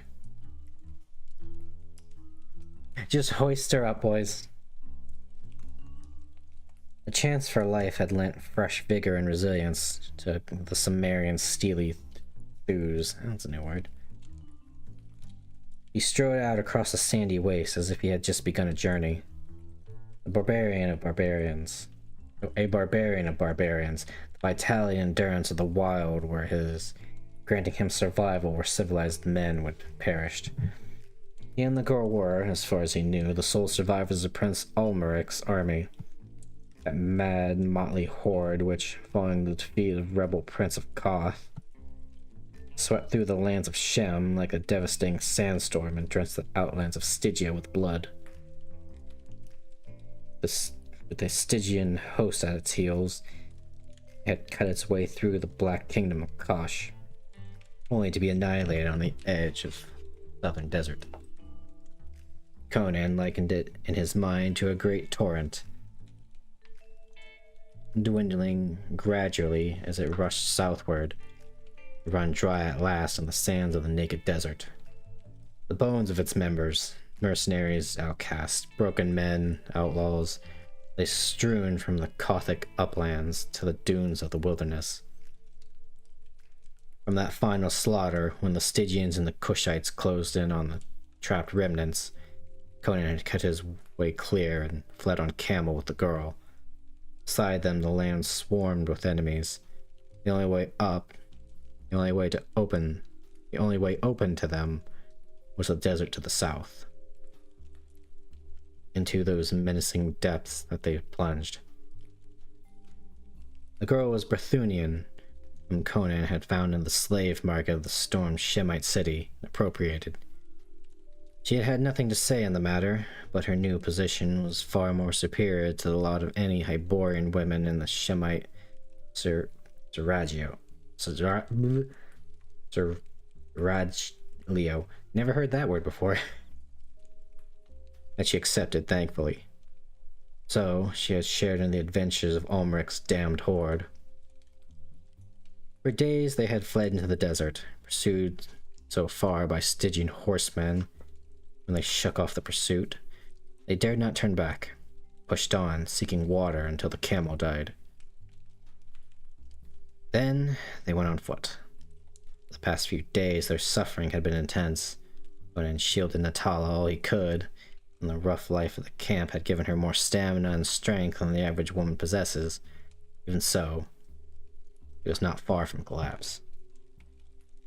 The sun beat fiercely on Conan's tangled black mane. Waves of dizziness and nausea rose in his brain, but he set his teeth and strode on unwaveringly. He was convinced the city was a reality and not a mirage. What they would find there, he had no idea. Inhabitants might be hostile. Nonetheless, it was a fighting chance. That was as much as he had ever asked. The sun was nigh to setting when they halted in front of the massive gate. Grateful for the shade, Conan stood Natala on her feet and stretched his aching arms. Above them, the walls towered some 30 feet in height, composed of smooth greenish substance that shone almost like glass. Conan scanned the parapets, expecting to be challenged, but saw no one. Impatiently, he shouted and banged at the gate with his saber hilt. But only the hollow echoes mocked him, while it clinged close to him, frightened by the silence. Conan tried to pull her own step back, drawing his saber. As it swung silently inward, Natala stifled a cry. Oh, look, Conan! Just inside the gate lay a human body. Conan glared at it narrowly and then looked beyond it. He saw a wide open expanse, like a court, bordered by the arched doorways of houses composed of the same greenish material as the outer walls. These edifices were lofty and imposing, pinnacled with shining domes and minarets. There was no sign of life among them. In the center of the court rose a square curve of a well.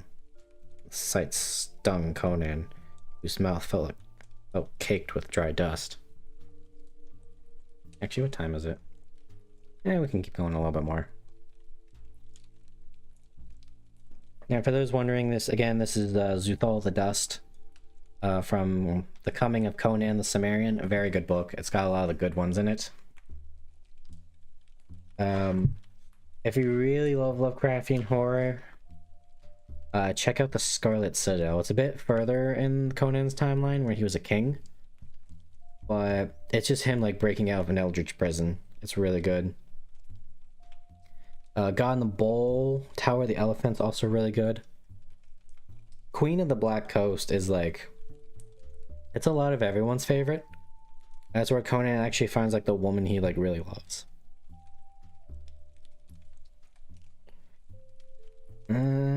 Phoenix and the Sword is a popular one. Rogues in the House is fun too. Love Devil and Iron. Devil and Iron is really good. Taking Talia's wrist as he drew her through the gates and closed it behind them. "Is he dead?" she whispered, shrinking, indicating the man may lay limply before the gate. The body was that of a tall, powerful individual, apparently in his prime. The skin was yellow, the eyes slightly slanted. Otherwise, the man differed little from the Hyborian type. He was clad in high-strapped sandals and the tunic of purple silk, and a short sword in a cloth of gold scabbard hung from his girdle. Conan felt his flesh. It was cold. There was no sign of life in the body. "Not a wound on him," Conan grunted the Cimmerian. "He's as dead as Omrak with 40 Stygian arrows in him. Brom's name, let's see to that well. There's water in it. We'll drink it, dead men or no." There's water in the well, but they did not drink of it. Its level was a good 50 feet below the curb, and there was nothing to draw it from. Conan cursed blackly, maddened by the sight of the stuff just out of his reach. He turned to look for some means of obtaining it. Then a scream from Tala brought him about. The supposedly dead man was rushing upon him, eyes blazing with indisputable life, his short sword gleaming in his hand. Conan cursed amazingly, but wasted no time in conjecture. He met the hurtling attacker with a slash cut from his saber that sheared through the flesh and bone. Follower's head thudded on the flags. The body staggered drunkenly, an arc of blood jetting from the severed jugular. Then it fell heavily. I'm just imagining that. He cuts his head off and there's just like a spurt of blood that just shoots up in the air. Conan glared down, swearing softly. This fellow's no deader now than he was a few minutes agone. Into what madhouse have we strayed? Tala, who had covered her eyes with her hands at the sight, peeked between her fingers and shook with fear. "Conan, will the city not kill us because of this?" "Well," he growled, "this creature would have killed us if I hadn't lopped off his head." He glared at the archways and gaped blankly into the green walls above them. He saw no hint of movement, heard no sound. "I don't think anyone saw us," he muttered. "We'll hide the evidence." He lifted the limp carcass into the sword belt with one hand and grasped the head by its long hair in the other. He half carried, half dragged the ghastly remnants over to the wall. "Since we can't drink the water," he grunted vindictively, "I'll see that nobody else enjoys drinking it. There's such a well anyway." He heaved the body over the curb and let it drop, tossing the head in after it. A splash sounded far beneath. "Fuck this well. If I can't have it, no one can." There's blood on the stones, Atala whispered. There'll be more unless I find water soon, growled the Sumerian, his short store of patience about exhausted. For almost forgotten her thirst and hunger in her fear, but not Conan. We'll go into one of these doors, he said. Surely we'll find people after a while. Oh, Conan, she wailed, snuggling up as close to him as she could.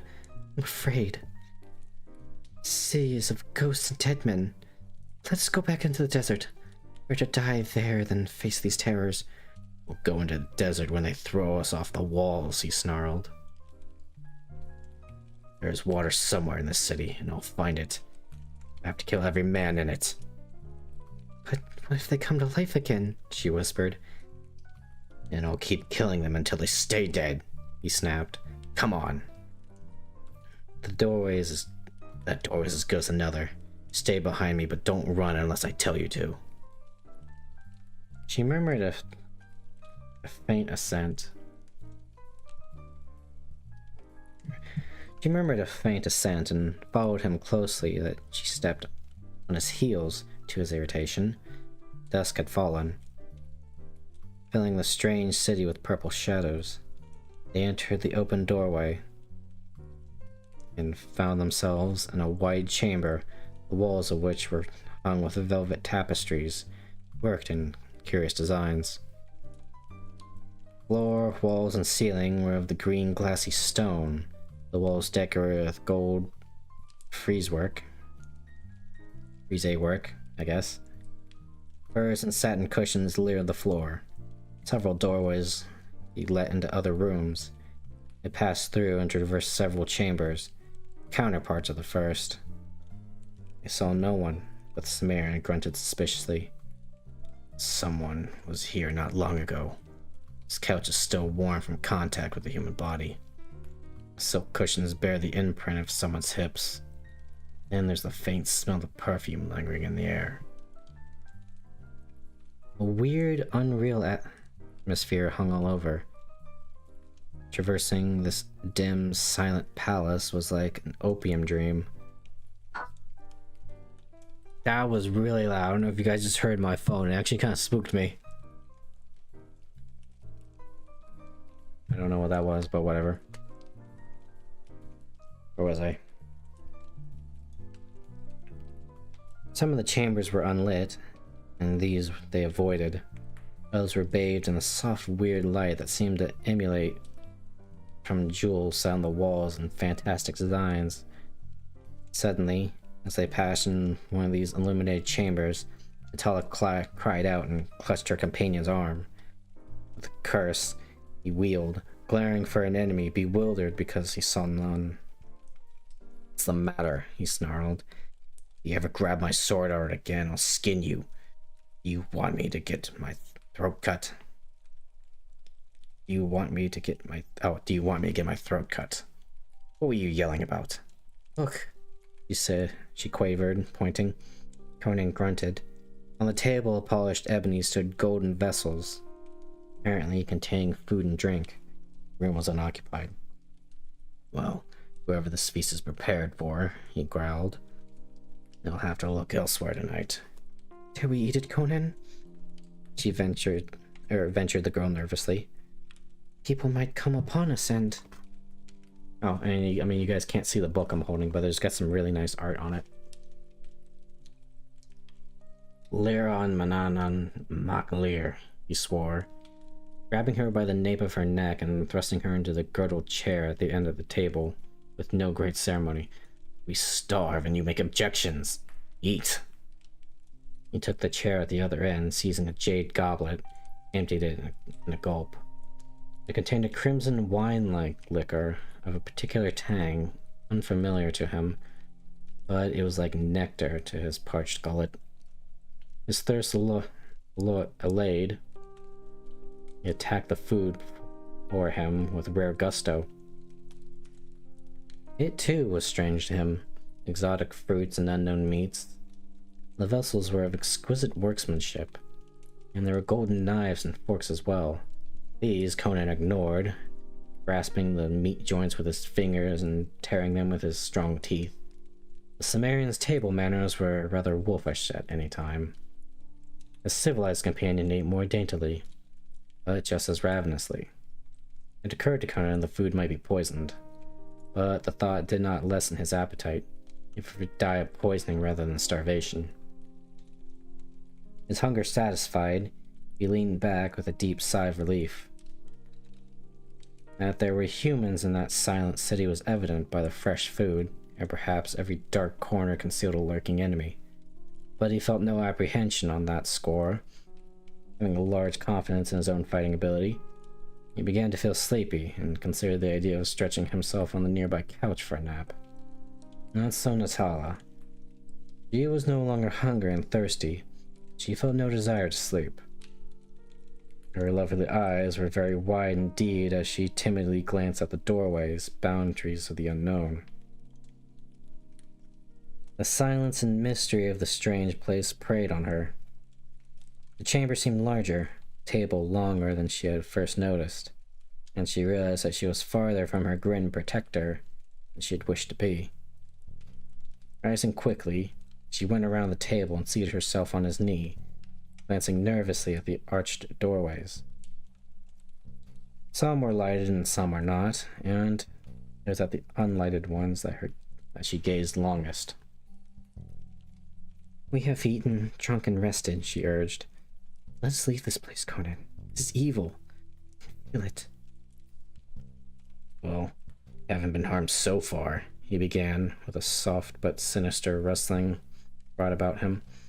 Wrestling the girl off his knee, he rose with the quick ease of a panther, drawing his saber, facing the doorway from which the sound had seemed to come.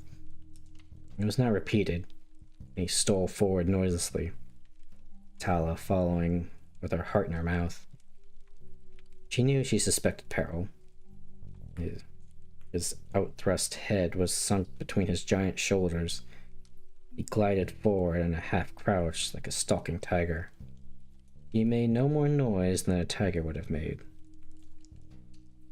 At the doorway he halted, Natala appearing fearfully from behind him. There was no light in the room, but it was partially illuminated by the radiance behind them, which streamed across into yet another... Wait, what? Which streamed across it to yet another chamber. And in the chamber a man lay on a raised dais.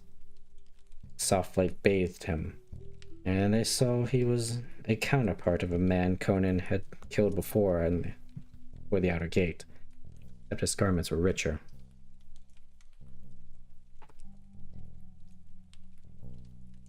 And ornated with jewels that twinkled with an uncanny light. He was dead, or was he dead, or merely sleeping? Again came the faint, sinister sound, as if someone had thrust aside a hanging. Conan drew back, drawing the clinging Natala with him. Clamped his hand over her mouth just in time to check her shriek. Jesus, Natala, come on. From where they stood now, they could no longer see the dais, but they could see the shadow it cast on the wall behind it. Now another shadow moved across the wall. Huge, shapeless black blot. Conan felt his hair prickle curiously as he watched. Distorted though it may be, he felt he had never seen a man or beast with such a shadow.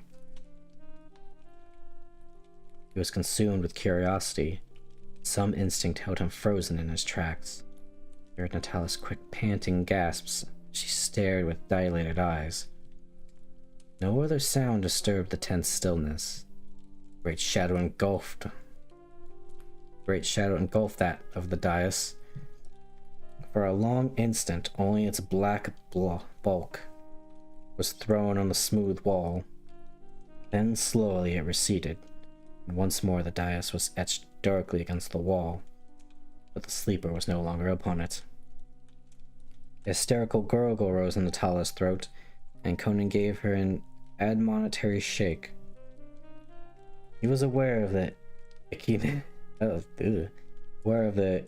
in his own veins. Human foes he did not fear, Anything understandable, however grisly, caused no tremors in his broad breast. But this was beyond his ken.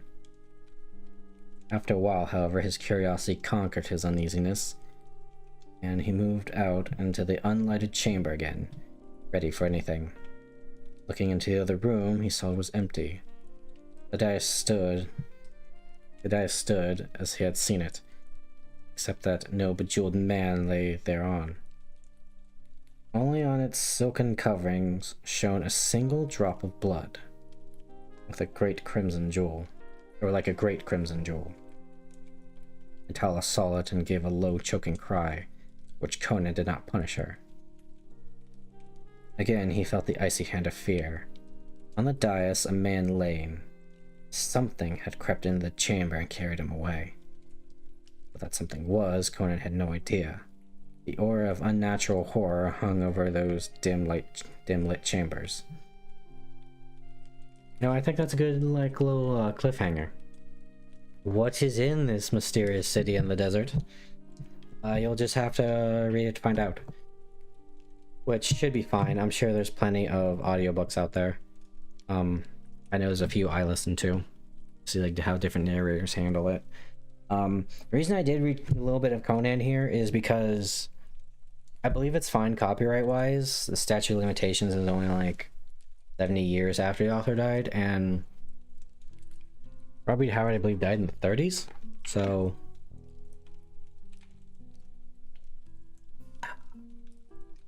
I like Conan. It's got a nice primality to it, you know? What was... There was one quote of Sword and Sorcery. It was, Sword and Sorcery, where the men are strong, the women are beautiful, and every challenge can be conquered with steel or something like that. It's beautiful.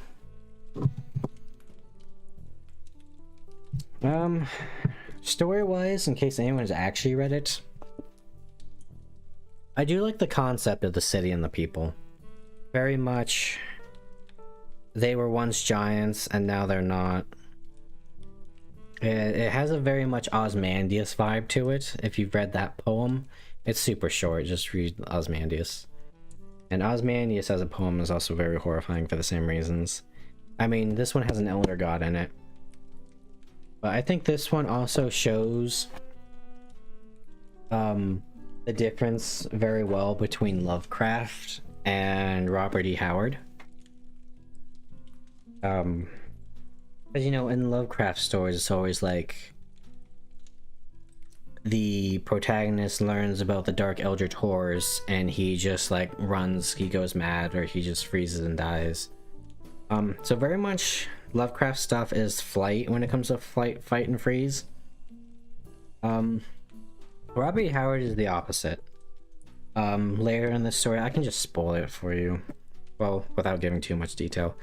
Well, it's not even like it spoils anything. Like, shocker, Conan's gonna fight the monster that just ate a man. But when Conan sees it, you know, he has all the same emotions as a lot of Lovecraft's protagonists. It's incomprehensible, your little human brain cannot grasp it, and so you're afraid. But instead of like running or just falling over and going insane, Conan basically reverts to a wild animal and he just goes ape shit on the monster. Which, it's one of the reasons why I like Robert E. Howard. He's, despite the fact that he tragically took his own life, he was very positive when it came to humans and like what we can do, which I think is very nice. I think it's something you should read every so often. You know, bringing your head back up for air and such. I mean, hell, even I think it was a short story called The Thing in the Mound, which was was like Robert E. Howard's vampire story essentially. And you know, they had some clever things like, I'm not allowed to speak about it. Well, can you write it down? Oh shit, you're right, man. And then he straight up like actually just like fights the protagonist of that story actually fights the vampire. and he like shoots him, and you know, Robert E. Howard brings up the good point of like, it's a vampire that's like 800 years old. He ain't gonna stand up against a fucking gun. And I thought like, damn, this is a really good horror story. I like this. It's got some intrigue to it, and then, you know, it's got that classic Robert E. Howard like man of action story. Which, if anyone's here and watched the Dispatch stuff and like superhero stuff, I also have some recommendations around that era as well, which is The Shadow and Doc Savage. The Shadow was like Batman before Batman. Batman straight up just ripped off The Shadow, you know, copyright. It wasn't like it was today. You could just do that. And let me get the author's name. Let me go grab my Shadow book real quick. Hold on. Where is it?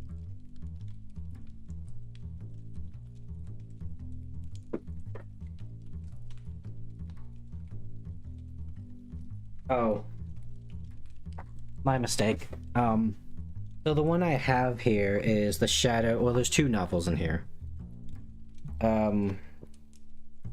It's The Golden Vulture and Crime Insured.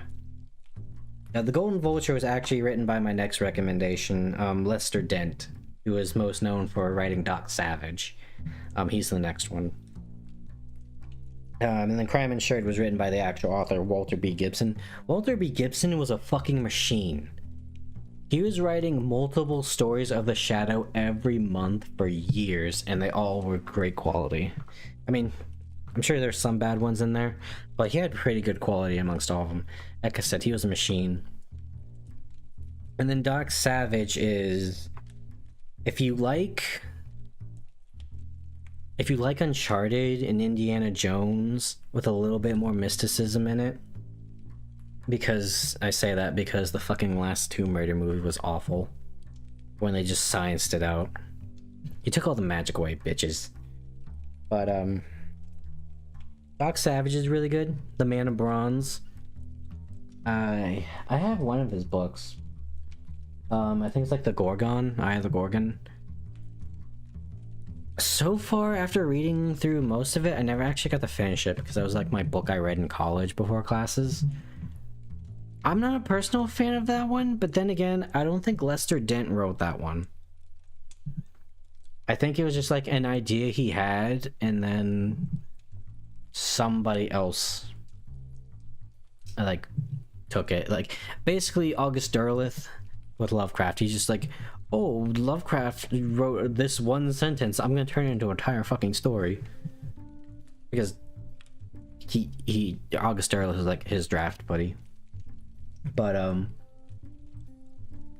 yeah, so Doc Savage is very much more akin to like you take Uncharted and Indiana Jones, and then a little bit of like if Superman was just like peak human in terms of like intelligence, agility, physicality, things like that. The Gorgon one I'm not much of a fan of. It's taking a really long time to get rolling, in all honesty. And there's this one weird thing of like Doc Savage doesn't throw people in prison and he doesn't kill them. He reprograms them and gives them skills to integrate back into society, and he kind of he basically like reprograms them, which is kind of fucked up. Oh, and then also with both of these characters, they're not like solo artists.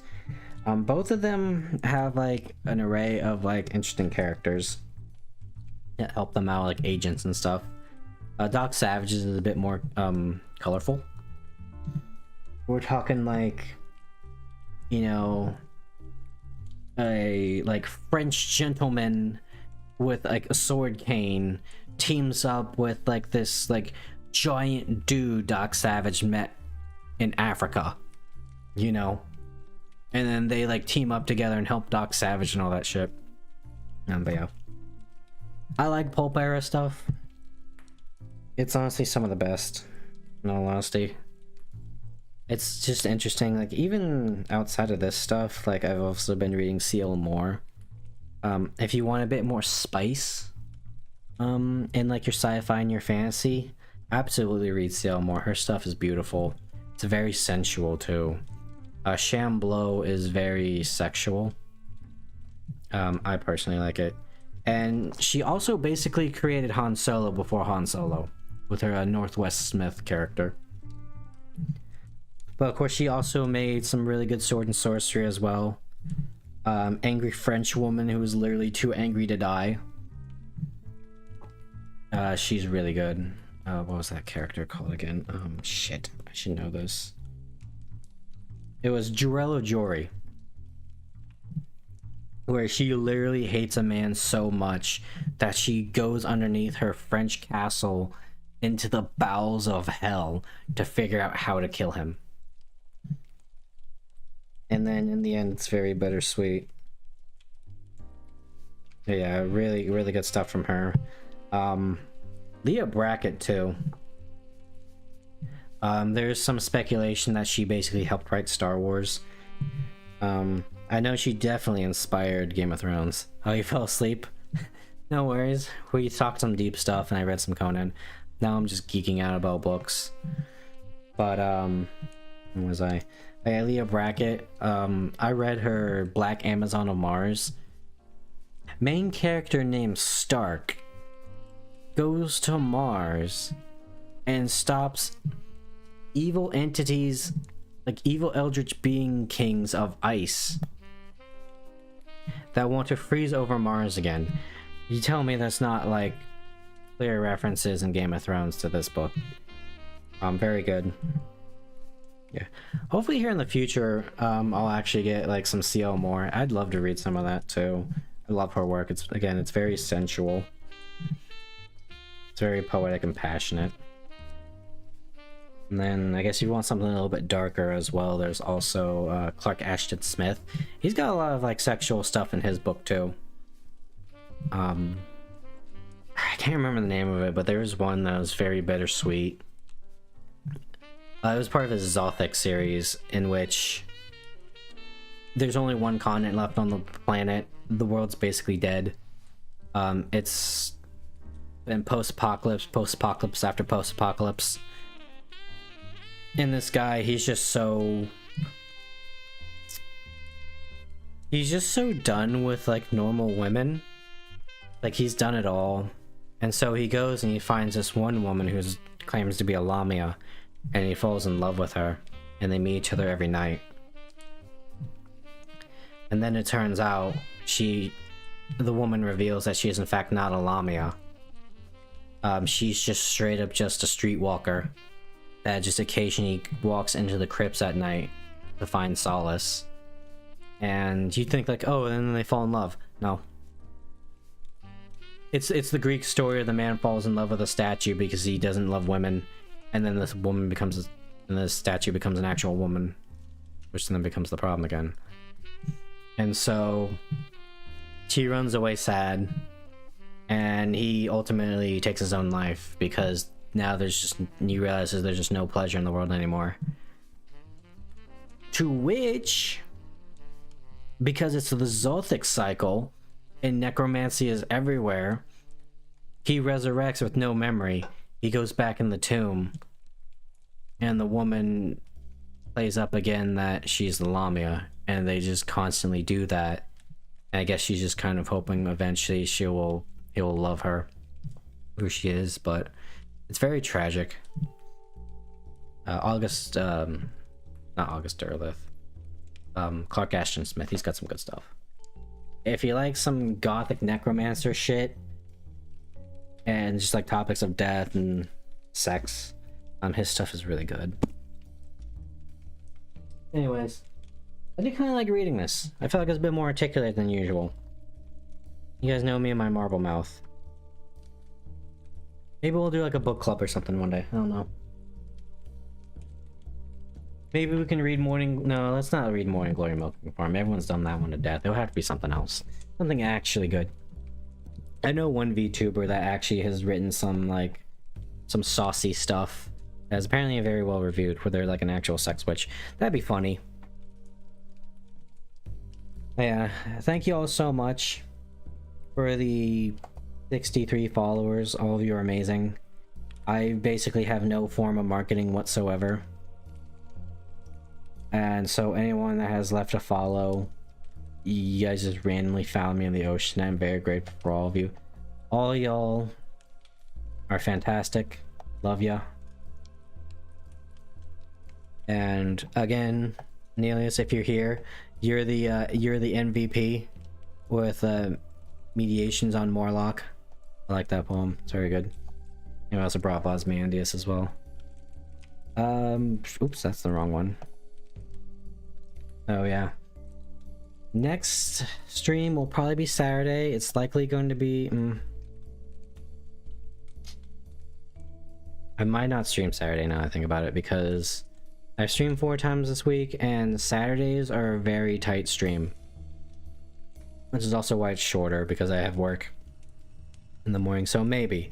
If we do, it will be like Digimon or something casual that we can play for like 2 hours. Of course, I always take recommendations as well.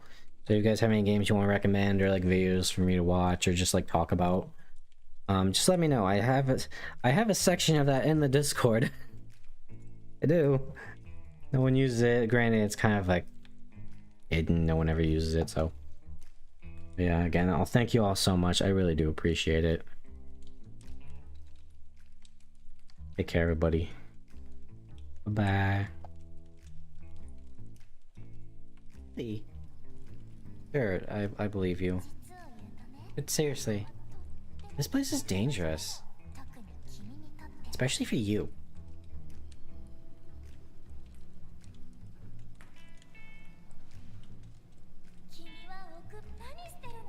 Oh, I am sorry. Sorry. Just trying to speak to you. Anyways, you were saying? Oh, I killed the mood, didn't I?